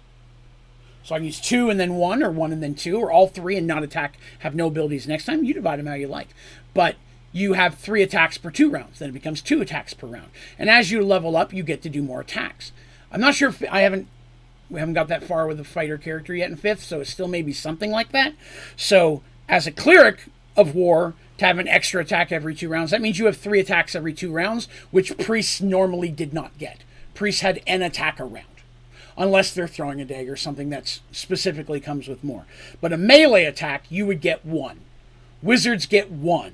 Rogues get 1, with a couple different options to dive out of that. But paladins and warriors, barbarians, anything that's a warrior fighter class, were the only ones that started getting the multiple attacks, because that's what let them do the damage. Because, you ever see a movie, right? Witcher, or, some type of sword fighting movie, and the guy gets in there, and in 5 seconds, he's like, stick, he does like 2 or 3 quick attacks. He's skilled enough to pull those off, right? Regular person who's okay with the sword, and they're doing that parrying thing. That's 1 attack a round. You get an expert swordsman in there, and he's stab the guy behind him, swing over there, cut this guy. He's turning those moves into combination moves. So for Corum, God of War, they got that as well. Once per day for 1 turn, which is 10 rounds, you may do Rage, which is +2 to attack and +2 to damage. You enrage, battle rage. Listorian, God of Business and Trade, +5 to any action involving business or trade, which any ability, skill, or anything that would be involved in that. You also have the ability to appraise up to 10 items per day, which appraising was primarily a rogue ability, but some people could still get it themselves. But the ability to say, this gem, this painting, that fancy pair of gold shoes, this tapestry, you can look at and say, that's worth 300 gold, that's worth 150, that's worth 1,000. You can appraise items just from knowledge of value. Thorn, God of the Mountain. Detect gems or metal of value in a 25-foot radius at all times. You think about that. Dwarven, they're mining. You've got one of those guys in your party. Wait, stop! There's gold that way. They start digging that way. That's one of those things. It's one of those, the mountain god thing. But at the same time, you're in a temple, and you're like, hey, wait. There's gold over there behind that wall. I don't see any passages that go through there. Oh, let's start looking for secret doors. That's sometimes you can find that treasure better. But again, it has to be gems or metals. You wouldn't find a magic item. Just because it's a silver magic item, not necessarily so much. Usually it's a concentration of gems or metal. And the more valuable it is, the stronger. So, there's 50 gold in a bag behind there. I can smell a little gold. 5,000 gold piece gem. Boy, that's stinky. Knock that wall down. Kind of the thing. The second ability is once per day may stone skin, which basically turns your skin to rock. And it does it for 1 turn, which is 10 rounds. So armor class works, you get a huge AC buff, but you also can't cast spells for that 1 turn because you're not moving off your rock movement. You're not intricate. You can still fight and swing your hammer, your axe, whatever. That's fine. You can still move, but the intricacies of casting spells and such, that was the payoff. 10 rounds, I'm hard to hurt, but I'm not casting any more spells. But you do have the ability to dismiss it at any time. So 2 rounds in, I can dismiss it and cast a spell. I don't get it back. That counts as my 10 rounds. You don't get it back for the rest of the 7 rounds. You dismiss it, you've used your 1 for the day. Protovarius. I already talked about the immune to dragon fear. Delovian, God of Magic. None. God of Magic does not have cleric. That's what wizards are.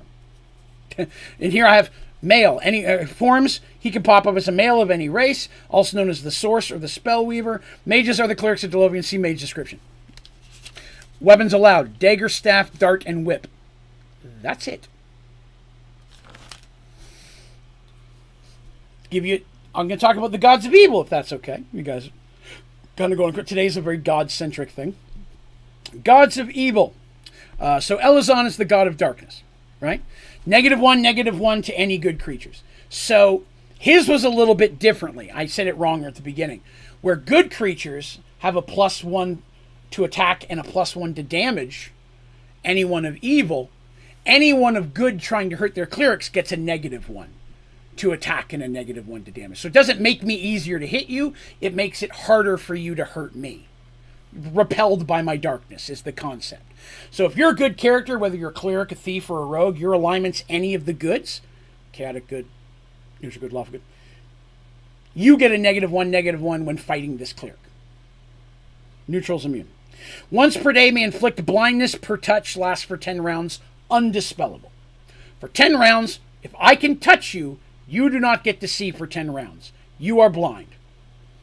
Now, that doesn't necessarily mean that affects you that badly, depending on who and what you are.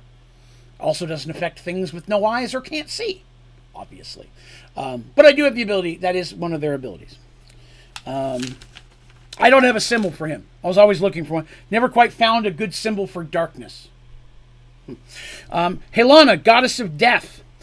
Plus, remember how the healing god, right, Tavian? For every healing spell I cast, I get to roll an extra dice. She gets to roll an extra dice on any spell that inflicts damage. If I'm damaging you, I get to roll an extra dice. Hypothetically, they can't use fireballs. I'm using an example. Fireball, 66, I get 76. That type of thing happens. That's a god who would use cause wounds. I get to roll an extra dice as part of that. Because she's all about damaging and trying to kill you. And then she has the opposite lay on hands. I made them very diametrically opposed. If I can get my hands on you, I can, just by touching you once per day, deals 2 hit points per my level. I can just poke your shoulder, man. I don't have to hang on to you. If I just glance, if I can physically touch you, in that moment, I will basically drain, I don't get them, but I remove 2 hit points of yours per my level. So think about that. I just got to touch you and I can do 20 damage at level 10. And that's not a spell. That's just something I can do once a day. Yeah, Smitty, throw it out there. Happy to. The symbol for her was always one of my favorite drawings. It was supposed to be a double scythe, which was a weapon that I also designed that they could use.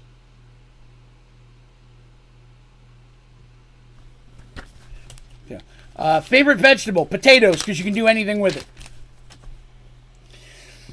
Aquatius, god of the seas. Affinity to fish. Fish like you, man. You and fish are cool. And sea mammals. I want to stress that. Fish and sea mammals. So you have affinity to them. They like you. You can kind of control them a little bit. You can talk to them a little bit. You've got some of those abilities. So sea creatures are more likely to listen to you. Now, intelligent sea creatures like a dragon turtle, they may give you a minute to speak before they eat you, but you're not commanding them to do a damn thing. Sea dragon, now anything with an intelligence that high, they will sense the aura of Aquatius around you, might give them pause to be like, all right, before I eat you, what do you want? I need your help. Nah, I'm just going to eat you. I mean, because you live in the ocean, you don't want to piss off Aquatius. So if he sent his cleric there to do something, you want to at least let him speak before you make a decision. And water breathing once per day for up to 30 minutes. And that was doubled for every 5 levels. So at 5th level, you could do it twice a day for 6 turns, 60 minutes. So each side of that stat increases as you go up. I just used the shark fin kind of thing for that, but I was never really. I mean, that one's an okay symbol. If I could find a better thing, the healing waters already took the water drop. You know what I mean? So I don't want to use water drop again. Pandora, goddess of deception. 50% immune to all detect and scrying spells. God of truth makes you immune to illusions. Goddess makes you harder to see through your illusions. Right? So there's that. You're not able to do that. And then change self 2 per day. which is the same as the wizard spell. I can change what I look like twice per day. There are limitations to it. I am not a human, and I make myself look like a hill giant. It has to be of relatively equal sense. Ooh, wave. Ooh, wave would be really good. I like that. That actually, a wave would be very good. I don't know why I never thought of that, but yes, a wave would be. I would probably replace the shark with the wave. That's now how it is. I like a wave better. Good call. That even little wave symbol that you posted is really good. If there was a circle around it, because it's not overwhelmingly detailed, right? They're not meant to be overwhelmingly detailed. They're basically general enough that you find an etching of one, you put your holy symbol in there, and the magic door opens. It just has to be stick out enough that there's ridges, you know? Change self twice per day. I can give myself a beard. I can change my gender. I can give myself long hair instead of short. There's certain things I can do with it. I might be able to make myself look like an elf, a half elf. Dwarf is pushing it if I'm a human. Not going to make myself look like a dragon. Can you make yourself look like someone else? Yes.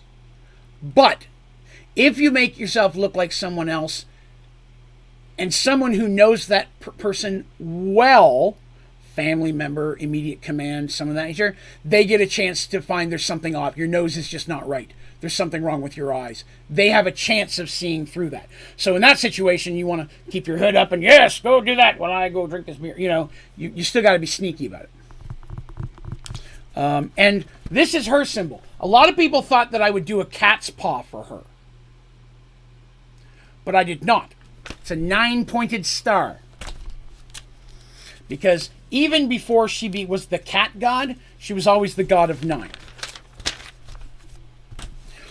Sherik, god of famine and disease. Don't have a symbol for him. I just never needed one up to this point, so it's not one I pushed into. For a 5-foot radius, saving throw versus breath. Okay, I got to talk about saving throws.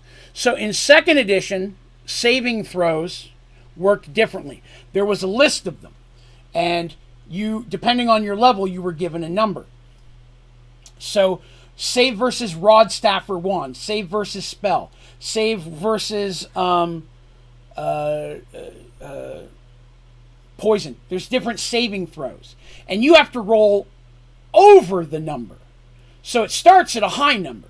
So this is what the saving throws I was talking. This is one of the numbers where it got confusing for 2nd edition, and I'll wholeheartedly admit that. But on this one, okay, you've got to roll over a 17 to have a chance to be immune to this spell.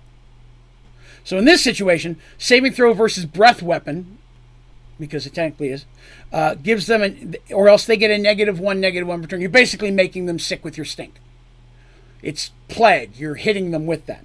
2nd ability is inflict disease once per day. If you touch, will do 1 round of or 1 damage per round until cured.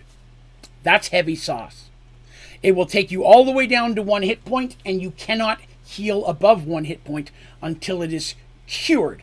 Any healing spell, healing potion will work, but natural healing won't. Somebody has to. There are natural remedies. There are things like, okay, if I can get into the woods and find this root and mush it up with a bat stomach, it'll heal me. There can be natural remedies, but it's just not going to go away. So depending on, and sometimes it's random. Plague, depending what you get. The more powerful the cleric of Sherik is, the harder it is to cure it. If that makes sense. Jadenon, the god of chance and greed. Yeah, 6-sided dice. +1 to all ability checks and +2 to luck score. So there are 6 ability scores, and that's the same in every version of Dungeons & Dragons. Strength, dexterity, intelligence, constitution, wisdom, and what's the good-looking one? Why am I forgetting its name? Why am I forgetting the name? Oh my god. I'm failing as a dungeon master. You guys are going to type it before I find it. I know it. Charisma. I knew it was this freaking C word. Charisma. So, I have a 7th ability, and it's called luck. Your luck roll, you add all of your other 6 abilities together, divide them by 6. That's your luck number. So luck is a lot of time when you're literally gambling. You're hoping your luck goes your way. You can say, hey, can I make a luck roll to see if this benefits me? There are some limitations. You can't make a luck roll after luck roll after luck roll. But if you're playing poker, you're doing something special. I'm going to try to jump from here over to there. I'm not sure I can make it. Can I use my luck roll? Yeah, you can ask for a little extra luck. And that's kind of like saying a silent prayer to Jadenon, right? But Jadenon's people get a +1 automatically to all ability checks. Every ability check. Think about that. Strength check, dexterity check, wisdom check, any check I ever have to make, I get to add 1 to it. Because I am naturally lucky. Chances are always going to come my way if they can. I am the house, and the house always wins. And once per day, you may use the actual luck skill. Increase the chance of winning or making a correct choice by 50%. So imagine Who Wants to Be a Millionaire? Right? Wants to be a millionaire. All right. We're in this dungeon. It's been trap heavy. We've already lost 2 party members. We know we're near the end. Do we go left or right? I want to use my luck skill. I have 50% chance that I will know the right way just by luck. Now, it's not like I'm going to tell you the wrong way if you fail. You just don't know. But if you say, I want to make that roll, you roll it, I'd be like, you feel a tingling kind of, when you look at the left way, you're feeling optimistic. All right, I want to go left. Like, I use my luck check. You don't feel anything. You don't have any reaction. Which, of course, could mean that it doesn't matter which way you go. Doesn't necessarily mean you failed.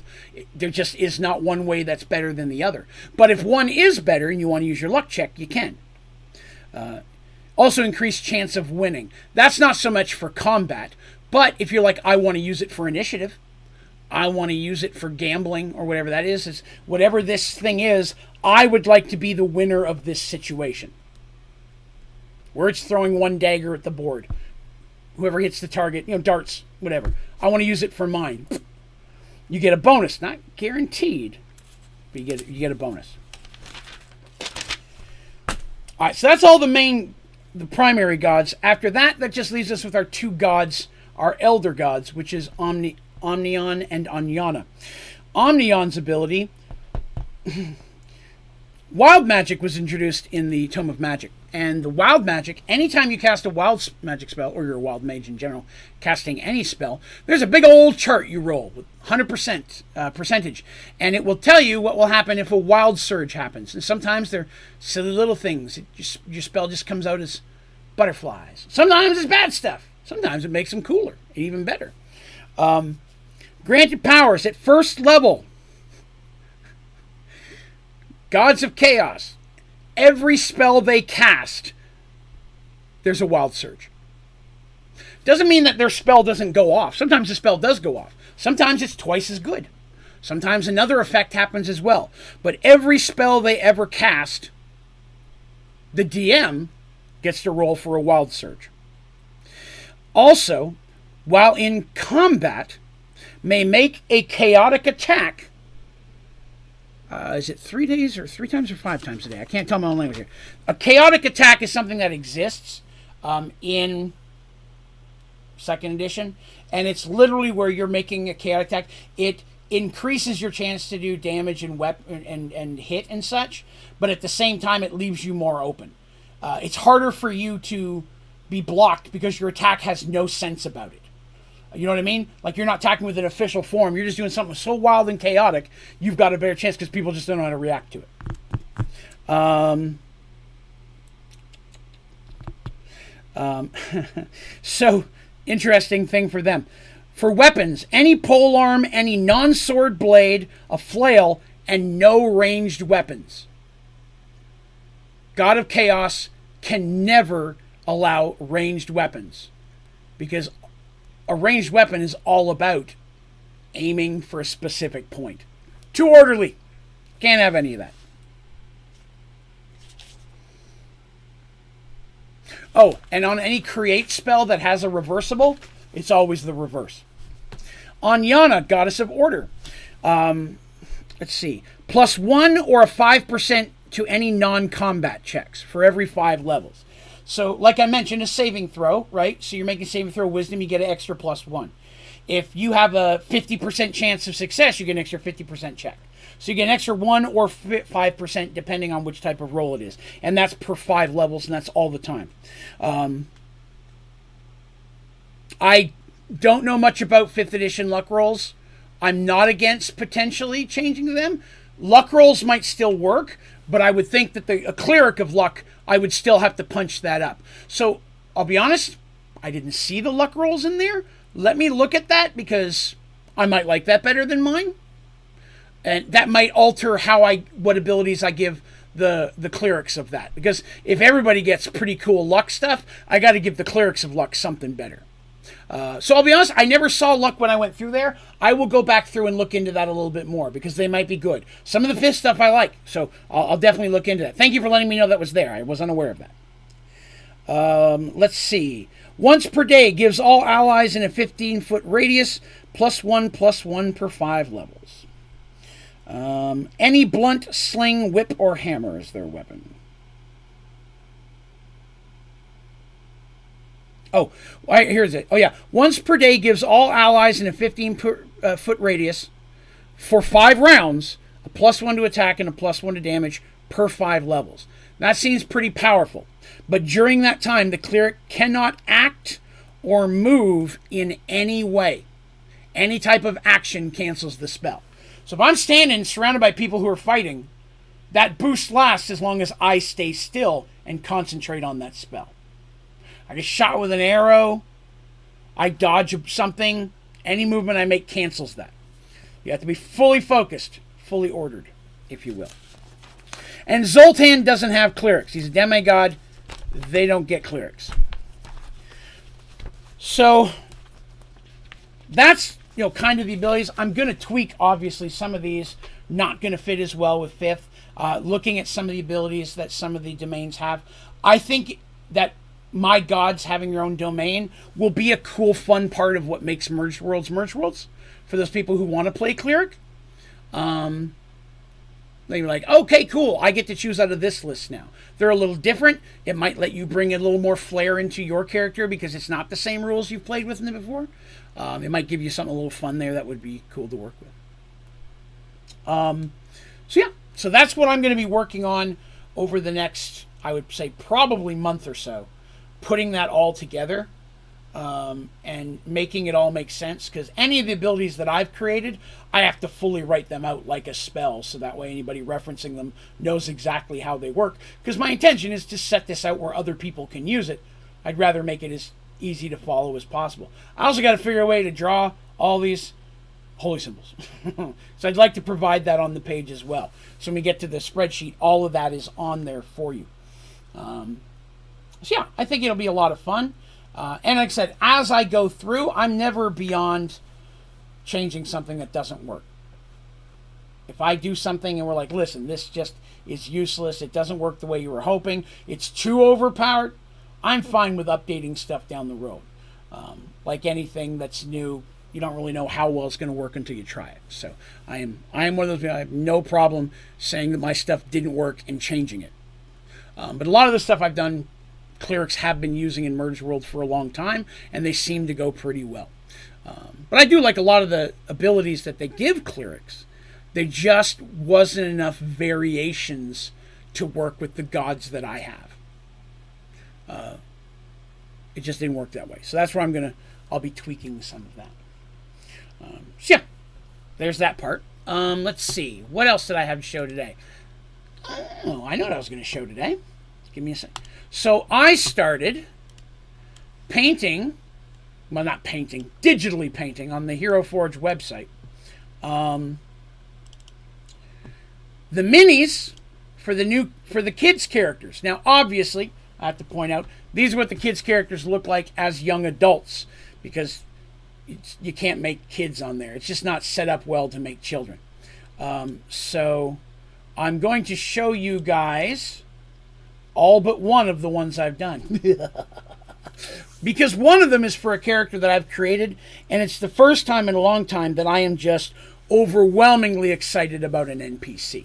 And as I accidentally slip out earlier today, it is a male. So that's a piece of information I hadn't given out, but it slipped out today during conversation.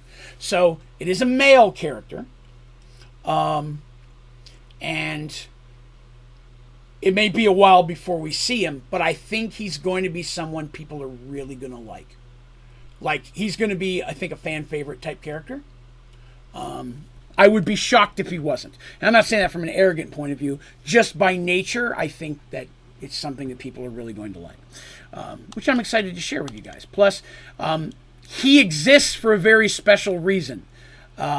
He's actually a relatively new character. I've talked about before that while I've been writing the new content, I've known what I wanted for a long time to happen, but sometimes finding the bridge to link events together can be challenging, right? I need the kids to do this, and I need this to happen here. How do I get them from A to B? This character solves a whole bunch of those for me. In a way, it just on a whim hit me one day, and like in 10 minutes, I'm like, this character solves so much stuff. So I was very excited about that. So when I finally get to put him out there, it should be cool. All right, let me switch over to where I can show you guys the pictures. All right, there we are. Good, good. I've got to be careful because there's some in this folder you guys can't see yet. So I'm going to show them to you in the order that they come up on screen, alphabetical. So the first one was the one I had the hardest time with, and that was Artis. So Artis, the god of truth, the paladin god, is gold and silver.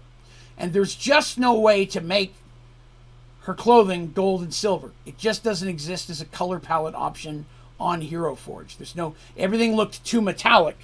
She's wearing padded armor, because that's one of the clerics that can use armor. God of War and God of Truth are going to have access to a little bit more armor than other folks.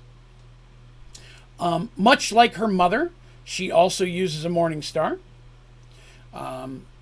It still bugs me that there's no way for me to put a holy symbol around their neck. There are necklaces you can put on, but that symbol, right, the round thing, which is exactly size and everything, that's exactly how I have a, it should be a good sized little thing hanging around your neck. They just don't have a version where I can put that around someone's neck. It drives me fucking crazy. But that one is Artis Harriton von Weston. I've mentioned it in the past, but I do like to stress, both Mercy and Ulrich's name were merged together to make their last name.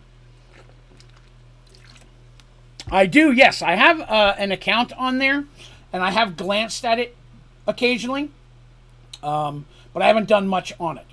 So I didn't see a place on there that let me create holy symbols. I did look for that today. I looked everywhere trying to find a place to do holy symbols today, and it just was not working for me. So I went with a red and yellow combo. We looked at a couple different... Actually, Ashley helped me out a lot with this, trying to find the best color combo. And I think the red and gold works well because silver and gold was the paladin color. I definitely still wanted to have gold in there at least. Gold or so, but the red with the gold went really well. So that's the color of clerics now.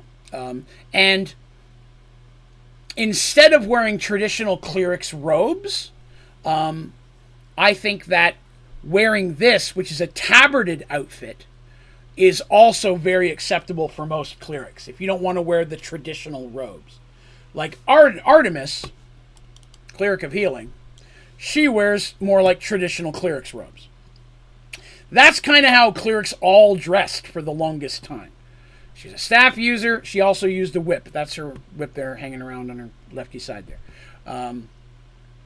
I did these before they added a lot of stuff. I may go back and update some of the older ones. Because they've added, every week new stuff gets added to Hero Forge. I love Hero Forge. They have some stuff you can't get unless you have a Prime account. I just don't have the money to do that right now. But I'd love to get a Prime account where I could add even more features on them and stuff. But now they've got mounts and new poses and everything. It's really cool. You get to see one here in a minute. But that's Artis anyways. Obviously, Artis as an adult. The crown, that's her princess crown, right? But she's a little bit of a BA just like her mom. I usually try to give every character like a ring or a necklace or earrings or something. that doesn't necessarily mean they're magical, but I would think, especially if you're royal blood, you're going to have some decent jewelry at some point. You know what I mean? So she's got a couple rings. She's got earrings. I gave her red earrings because I love the way that the red metal looks in this in Hero Forge. It comes across really nice. And then she has a purple gem in here because purple is Mercy's color. So that's the Serenity is very purple based. So I would assume that when she was given a crown, purple was put in there for that. The crown was not created for her cleric; it was created for her as a person.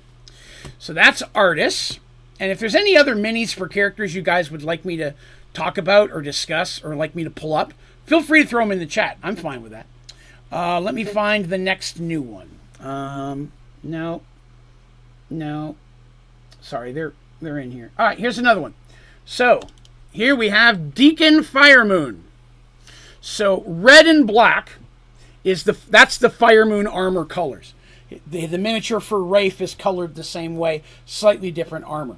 But red and black is the Firemoon color. He's a sword and shield user, but he's also a mage, remember? So I put the mage and such stuff in there. So he's got magic in his hand with his shield on the back of his head. But that's how I've always pictured Deacon to look. So, sharp black hair, more of a Roman cut kind of a thing. Sometimes it's down to his shoulders. He's never longer than that. Not like Seraph long.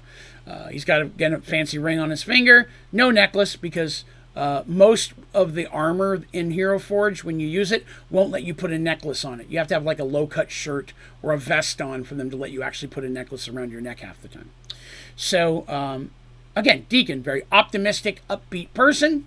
The happy, charismatic side of him and Seraph's relationship, right? He's the guy that brings Seraph out of his shell. If there's any guy who can make Seraph smile, it's this guy. So that's Deacon. I was very happy with how Deacon turned out. I was very careful for the straps to make it more of a leathery looking, so even though it's red and black, it doesn't have the same color as the red metal. The sword is nothing special. He doesn't have a magic sword. He's just, I would assume that when these kids get out adventuring, their parents are probably going to give them like a +1 sword, or at least a really well-made sword. But they're not going to be stacked to the teeth with magic items and artifacts when they first go out there. There'll be reasons for that, which you'll find out why. But it just it takes a lot of fun out when you're walking out there with an military army tank worth of supplies. So that's him. And let's see. Next we have no. Wow, they're all in here mixed up, aren't they? One second. I'm just trying not to miss anybody. No. Oh, there we are. Maeve Fohammer. Paladin of Truth. I gave her coloring a lot more like her mother's. Her mother's mini, she had much more of the lighter color. Although the horns are a little bit closer to Darsh's than her mom's. Kind of mixture of the two. I don't usually put the big shoulders on people that much. Plus, one thing I did in error, her little tabard hanging in front of her there is supposed to be gold. I'm going to fix that. The little skirty part there, that's supposed to be gold. For some reason, I must have done the Photoshop before I finished it. But remember, she's now the squire to Weston, right? Weston is the paladin, right? There's him. Same basic design. Not exactly the same. They're a little bit different, but most of the armor is the same, right? And actually, I could probably half and half that. Probably make more sense. There we are. So he also uses a great big two-handed sword. She does as well, but they use different two-handed swords, right? They're not identical. I already mentioned how Darsh, got one for her from just the right one from a dwarven so-and-so. I'd spoken about how he went all over to find her a cool sword. She has the little crown on where Ulrich doesn't wear one for two reasons. One, there's no helmet that will fit on a Minotaur's head on this website. So I don't know, Minotaurs, with the horns and everything, never really keen on giving them a lot of helmets. Plus Minotaurs have a bite attack. You can't bite anybody if you got a helmet on. So, but yeah, her and Weston, the main differences there are going to be her sword. She does not use a shield, and she does not use the helm, and their boots are a little different because there's these boots are newer on the left, and they're known as princess boots, adventuring princess boots, but I use them on men and women. I just think they're very cool looking boots. And they go real well with the legs. They're technically not. The ones on the right, on Weston, those are the boots that go with the set of the legs. I think the ones on the left look better, to be honest. But again, you know, different strokes, different folks. So that was Maeve. Cool. And oh, I shot all the way down to Weston. Okay, that's why people are missing. I'm like, oh. So there's Maeve. There's a super special secret character that I'm really excited to show you guys one day. Petal Uth Whalen. Decided to give her purple robes. Mages on my world don't have to wear specific colors. Sometimes they do, dependent upon their profession, or if they're affiliated to a special group. There was a secondary side adventure I did on Mergedworlds a long time ago, where there was someone the Violet, or of the Violet Circle, which meant there was a group of purple wizards out there. So it's, like her boots as well? Yeah, I like your boots a lot more. For men and women, I like her boots a lot more. But this is Petal. Of course, sadly, there's no hoopak, right? So since there's no hoopak, I always go with a staff in that situation. Plus, as a mage, she may eventually go away from hoopak if she finds herself a magic staff. A mage is going to want the magic staff more than the hoopak. Naruto says, hey, Draven, how's it going? Some of your older Minecraft vids for tips. Hey, glad I could help. Yeah. Going well, thank you. Hopefully well for yourself. Thank you for coming by. I appreciate that. Yeah. So, of course, the traditional books and such. She went purple. Purple kind of being the theme. She's also one of the first people I went ahead and gave nail polish to. I always forget you can do that. Artists had red nail polish to match her, or lipstick and nail polish to match her armor as well. I always forget that when I do up characters. Like, but why not? I mean, you decorate, male and female. There's lots of folks out there that would probably have nail polish on. But I really thought that she just goes with that purple motif really, really well. So I was very happy with how she turned out. She was one of my favorites out of this group. And again, there's no Kender themselves, so I have to mix match body parts and such to get the design I like. And it's one thing I really like about Hero Forge is when you're putting this together, there's a slider for height. 5 feet, 5'5", I can do it any way I want. Because if you ever you can go on the site and actually have these printed out, pre-painted or unpainted, and they'll send them to you. They'll 3D print them and send them. So if I print hers and I print Seraph's way taller. His is going to be a taller person. It's going to be accurate in height. And that's one thing that I really like. I like that, the minis are accurate. If this is 6 feet, this is 3 feet, he's half the height. I like how that works. Let's see, 1G, Zero Die, what's going on, but it sounds interesting. Love my Sky Vector videos. Well, thank you very much. Helpful and it's cool to see the face beyond the guides. Hey, happy to do so, and I appreciate you coming by and saying so. I also do some Dungeons & Dragons content. I have a series called Mergedworlds, which is a Dungeons & Dragons story campaign that I've been writing and running for over 30 years. So Thursday nights, every other Thursday, I tell the Mergedworlds story here on stream. They're also available on iTunes, Spotify as an audio podcast. On the off weeks, like today, I have a series called Behind the Dice, where I'm talking about Mergedworlds or Dungeons and Dragons and answering questions, talking D&D with people who are interested into the different role-playing stuff and may have questions about it. So right now I'm talking about some of the characters that are in the story. I've painted some of the miniatures online digitally. I didn't do it real life. I've tried. I suck at painting miniatures. But this is Petal Uth Whalen. Half Kender. She still has the Kender ears. The ears are still there. She's a little taller than the average Kender, because not that much, because Michael, her human father's a pretty short dude himself. But I really like Petal. I think she's one of my favorite ones that came out of this group. And then there is Ran. So Ran is very much dressed like his father. Again, let me go ahead and grab Quan here. Quan. There's so many K's. Oh, wait. It's under C because his first name's Shen. So they look a lot alike, and it was intended to be that way. He idolizes his father. I did try to make... They actually look a little more alike than I preferred, but I tried to make his face a little more rounder. And his armor's almost the exact same. It's pretty close. Whereas his father wears has a black and red sword with the silver touch. His has got the bronze one. I also gave him the bronze buckles instead of the gray ones. I wanted there to be a little bit difference. But yeah. So Ran, of course, is the rogue-like character. He's the half rogue, half fighter kind of character in here.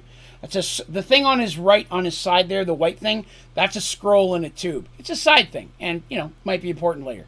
But there's that. But him and his father are very much alike. I try to differentiate every other character from their siblings or parents. But in his, I actually went the other direction. I wanted them to look a lot alike. Of course, at this point, on the left, Shen, his father, would probably look more aged, which I could do if I was to redo him. But again, when I made him, he was still pretty young. But Ran, like I mentioned, they've recently added some new poses for them. And the kneeling one like this, and another kneeling one where his head's bowed, and one where you're on one knee like you're being knighted. All of those are there. I thought it was really fitting to put Ran in that position because, well, Quan, they both have the last name Quan, but Shen Quan goes by Quan. Quan, on the left there, the father, his role has always been to protect Mercy and be one of her loyal, but more of a friend, kind of as an equal. Where Ran is growing up with the much more concept of a protector and servant. Not like I get your meals and such, but it's one of those things where it's like I am a protector because I hold you higher than myself. His father follows Mercy because Mercy has what's the word I'm looking for? She's the type of person he would want to follow. Her beliefs, her actions, her morals, that's the word I was looking for. Her morals and stuff are the type of person that he wants in a leader. And so he, after testing her several times, decided to become her minion. And I explained that I think I explained to my wife last night, that he was very much, if you ever saw Robin Hood, Prince of Thieves with Kevin Costner and Morgan Freeman, it was one of those scenes where he's like, Morgan Freeman goes, "You saved my life. I must stay with you until you're safe. It's my duty," kind of thing. And Robin Hood, basically, it was Kevin Costner, he's like, "Well, what if I say no?" And he looks like, "You got no choice." What do you think you have any choice in the matter? This is how it's going to work. Very much what Quan was like. He's like, "Hi, I serve you now." And he's like, "Really? Yep. I'm now your new bodyguard, most loyal person ever," and immediately began acting that way. But there was no, "Hey, accept me." It was a, "Hey, guess what? I've chosen you to be my liege at this point," after years of searching for someone. So Ran grows up very much idolizing that relationship, but not being a part of it. He doesn't feel the same way his father does. He holds them well up on a pedestal. And I've always felt that Elder Quan never quite realizes how much. There will be periods where he'll learn, but in the beginning, he's trying to teach him to be the same thing he is. A right hand, a confidant, a loyal person that can be counted on, who's willing to jump in front of the bullet if need be. But Ran puts the royal family on such a pedestal that it's possible he might take it too far. And so I really liked that it gave me the option to put him in that pose, because it felt very fitting for the character that he's growing into at this point. Because you look at the local time, he's having his father push him to the limits because he feels he failed in the first attempt he had to save the princess. His first attempt was a failure. That's going to haunt you. Especially until that second one comes in. Second one comes in, you do okay. That might take some of the weight off you. But in that meantime, you are living every second preparing for that second one to make up for your failures, whether you did it or not. Failures in your own mind and heart. And that's something that he's going to have to deal with. So that was Ran. And I skipped one on purpose, but that's okay. We'll be back to that person in a minute. All right. So give me a moment here. I'm going to pull up a mini, but I'm going to pull this one up live because it doesn't look as good in the screenshot as it does. That's not where I want to go. It doesn't look as good on the screenshot as it does in the actual website. So I'm going to go ahead and pull up the original here real quick so I can show them to you. And that's Seraph. So Seraph is the one I'm going to show you now. I'm having to do this a little bit off camera because when I pull up the page list, I don't want you to see the people you're not supposed to see. So hard to not let you see. Oh, I've got two of the same one here. Hang on, let me delete that one. Delete that one. Seraph. There he is. There's our boy. Ah, the chosen one. So here I'm going to pull it up, the original. This is kind of how the site works. When you can see him from the side and you can see his hair and such, he looks a lot cooler. Then when you're up front, he looks like he just has a very poofy front hair. But that is Seraph. That's our chosen boy.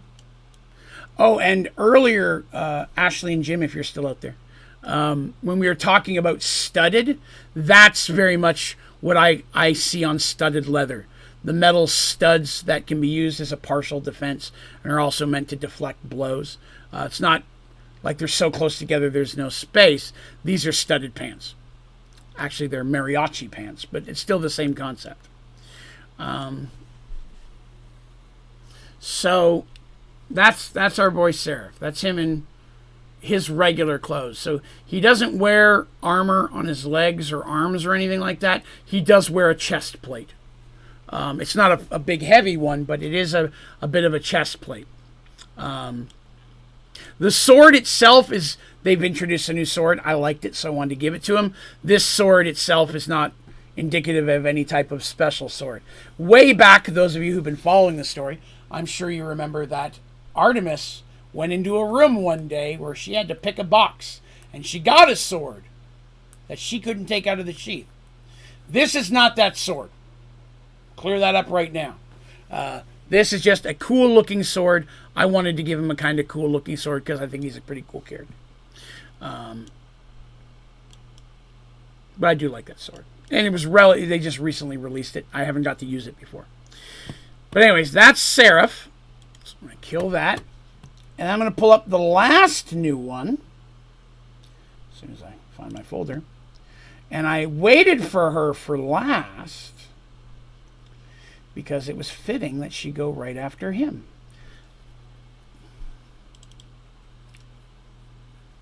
Dina. Ooh. That is Dina, our flower girl. Now, when I create a character, NPC, right, whatever, anything, I try not to make them sexy characters. Sometimes, I mean, that's part of the character's role. I mean, that could be different, you know. If I'm making a prostitute or something, which NPC, they exist in the world, things have to be dealt with. A succubus, there's no way you make a succubus and they don't look sexy. That's just kind of how it works. But I did put her into these type of clothing, not in any way to try to lessen her as a character. But that's not that uncommon a clothing for the classic fantasy type things that you see. She's a girl who walks around during celebrations and stuff and sells flowers.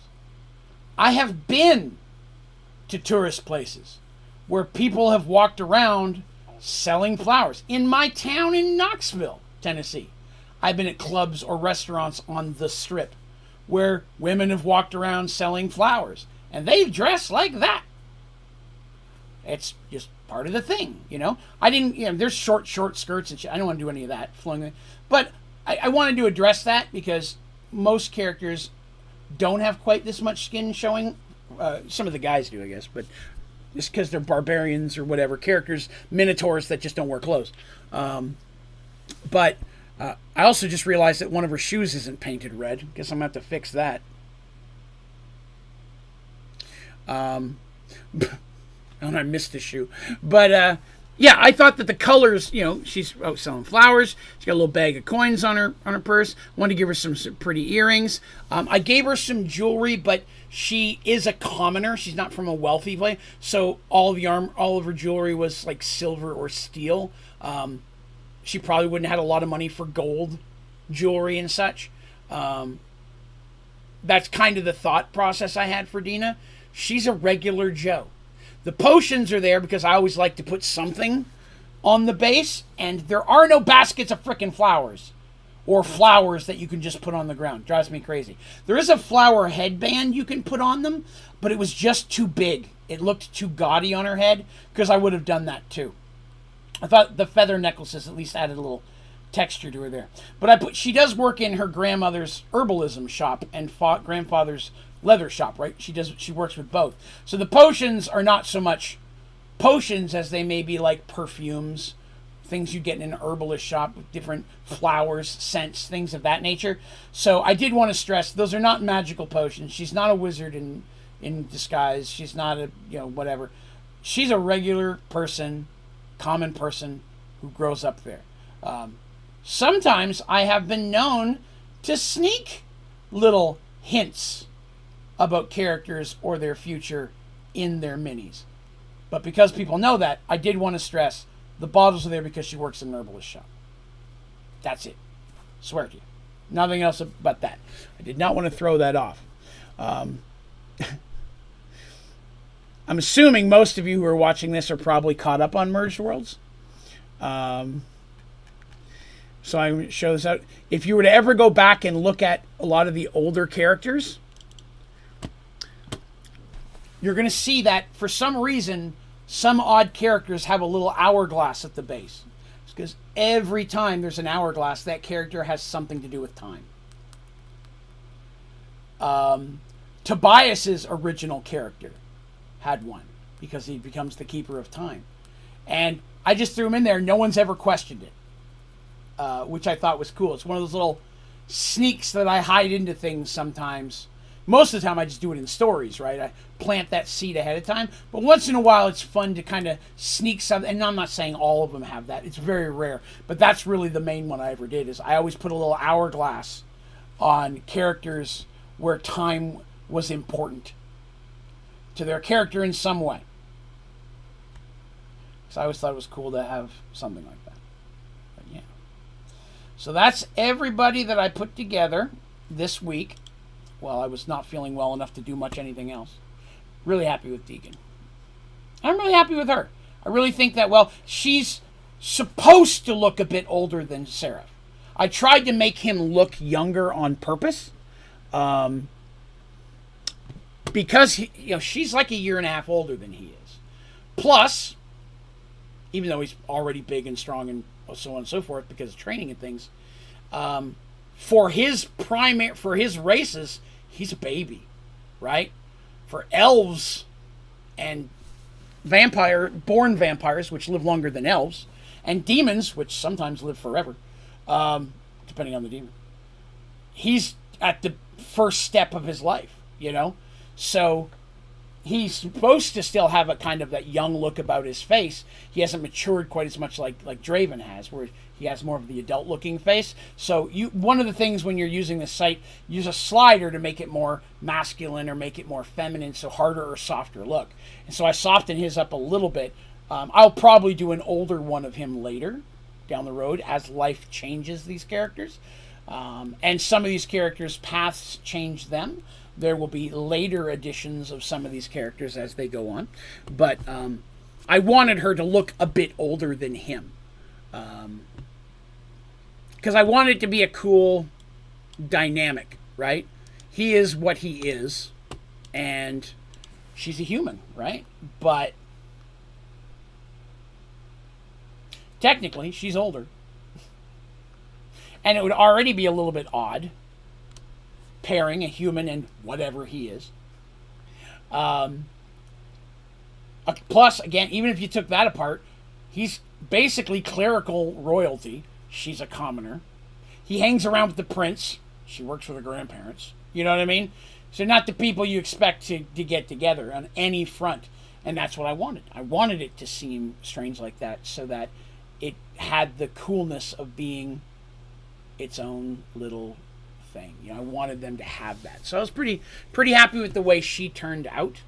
It wasn't until very almost right before I told her part of the story that I knew her name. I always knew her there. I was struggling with a name for her. But settled on Dina. But yeah, so that's so today. Let's see, we've covered kind of the changes about how the gods work in 5th edition, or going to work anyways, with the merged world pantheon of gods. And we talked about the minis. We talked about some of the other stuff. So it's fun to kind of roll into those. Now, next week, of course, we're back with an actual Merged Worlds episode. Where, let's see, where we left off with them. They just got a job helping escort a caravan to the city that they're going to try to help save from Drow. So we'll be getting into the beginnings of the meat of that story next Thursday. And we'll be back the week after that with some more Behind the Dice. Haven't quite decided exactly what I'm going to do in that Behind the Dice. I will let you know this. If you're watching this or you have an idea for what I'm about to, please join our Discord. You can find a link to it at the top of my website, onlydraven.com.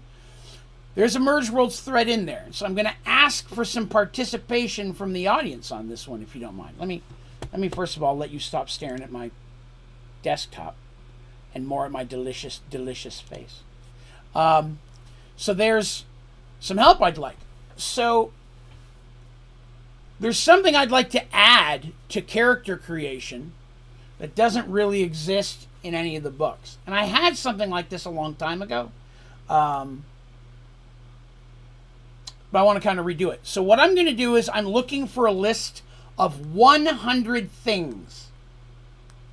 I would like you to roll percentage when creating a character, and whatever number you roll is now a part of your character. None of them need to be game-breaking, special abilities, nothing super-powered. But I want them to be realistic perks and quirks that a person could have. Photographic memory, natural ability to sing, extra good at swimming, for no reason other than you're just really good at that. You know what I mean? Something you're just naturally good at drawing. Doesn't mean you could be a warrior. You just might be really good at drawing. So I'd like to put together a list of 100 things that are realistic, that a person could be born with that natural ability that doesn't automatically make them overpowered. Being left-handed is going to be on there. You can already choose your hand, whether you're left or right. Most people choose what they really are. Ambidextrous is going to be on there.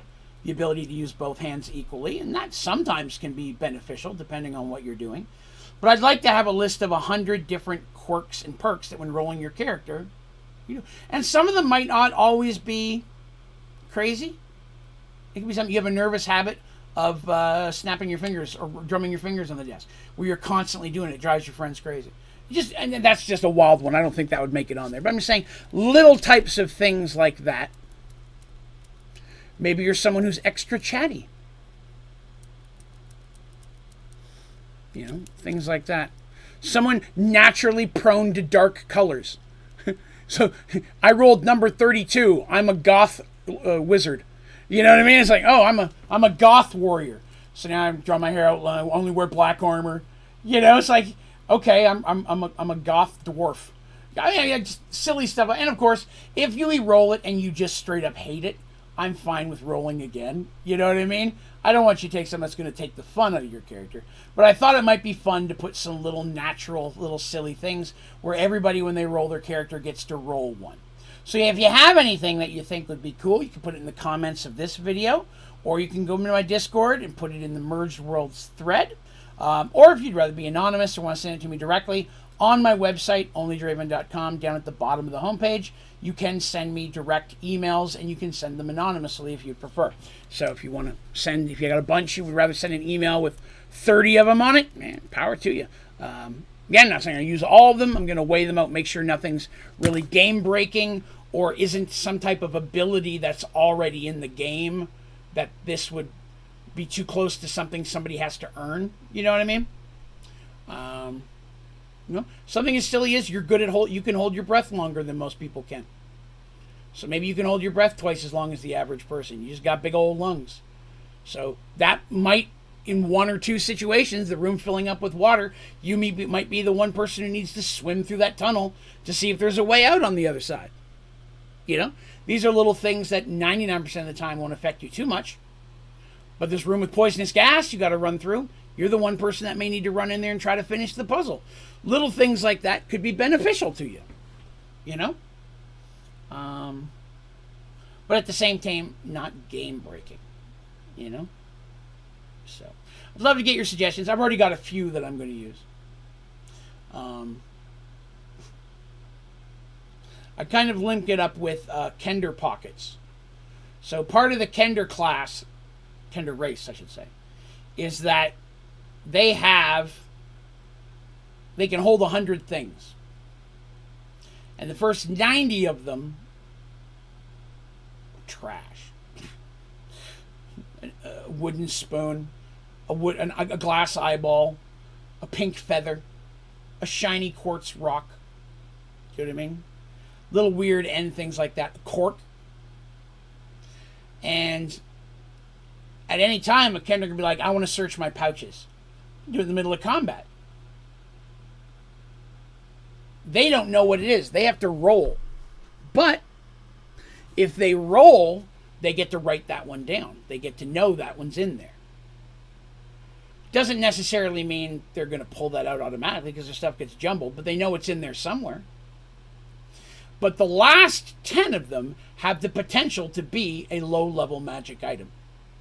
Because Kender pick up everything.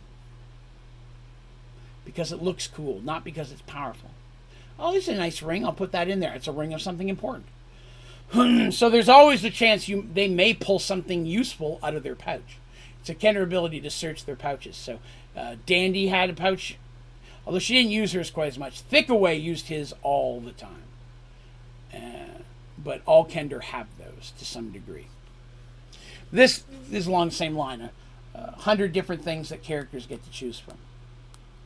Now, hopefully you enjoyed talking D&D with me today. Again, today was just I wasn't drawing a map or anything. Today was a little bit more of behind the scenes of how Merged Worlds and my D&D works, which is a lot of what this series is meant to be. Behind the Dice is how I do things. And also answering questions from people who have their own D&D questions. Not that I'm know-all, see-all of Dungeons & Dragons, but I can tell you what I've done that has worked for me over the many years I've been doing it. Things you might want to try. A lot of times I get messages from people, especially in Discord, like, hey, I have a group, and what do you think of this as the villain? What do you think about this as a magic item that I'm creating? And that may be something we touch on next episode of this. We might start diving into some of the magic items and artifacts that exist on Merged Worlds. Some of them more detailed, like the Chest of Holding. Talking about the actual Vasani stones. I've got a binder just dedicated to magic items and artifacts. Many that have never actually made it to the story. I used to sit down and just create magic items whenever I had an idea for one. And a lot of those items have a small, brief history about the world where they came from, which added a little more depth to Merged Worlds. And I shared that with the PCs when they identified it. And I'd like to share some of those with you guys. So we may talk about magic items and artifacts, what I use, how I like to choose mine. A lot of DMs like to just roll for it at the time. Some like to pick them at a time. I do a nice little mixture of both, I like to think. But there's certain scenarios where I do it one way or the other. So we may talk about magic item and artifact placement and creation in 2 weeks. I think that might be a cool topic. So we'll kind of talk about how I do mine, go over some examples of the ones that I've got. I'll also include with that discussing spell scrolls. If you're a DM, finding a scroll spell very often is not exciting for a character, but there's some ways to make it a lot more fun by actually having them pick a scroll from a basket or something like that. I'll show you guys some of the stuff that I do to kind of punch up the interaction and the immersion for your players that just in that couple of seconds can add a whole lot of depth to the fun of it. 'Cause now they got to scroll. They're going to keep with their stuff. Like, I'm unroll it. This is the one I'm going to count. It adds just a little bit of fun. So we'll talk about magic item and artifact creation, usement, and placement in D&D. Other than that, I think we're going to call it for the day. We run 2.5 hours, which is about the time I like to run these. I will be back tomorrow night at 9:30 p.m. Eastern on Twitch. Back into some Minecraft, because tomorrow's Friday. Then the night after that, same time, 9:30 p.m., 7 Days to Die with my good friend Colonel Gaming. Swing on by and try to kill us. There's stuff in the game that allows you as the audience to throw zombies and giant weird flying chickens and stuff at us. It's crazy the stuff you guys can do. But I really do appreciate you coming by. If you had a good time, you enjoyed watching this, whether it's today, tomorrow, or 10 years down the road, it would be awesome if you'd consider giving this video a like and subscribing to the channel if you're new. Hit that little bell notification. That way you're notified whenever streams or videos go live. If you would like to see more Dungeons and Dragons themed content on the channel, let me know. I'm always looking for feedback. I want to make the stuff you guys want to see. So even if it's short videos or more live stuff, let me know. I'd be happy to hear from you. All right? Well, thank you, everyone, for coming and hanging with me today. I had a lot of fun chatting with you, and hopefully we will see you again very soon. Okay? Next Thursday's Merge Worlds. Come check it out. Have yourselves a great night.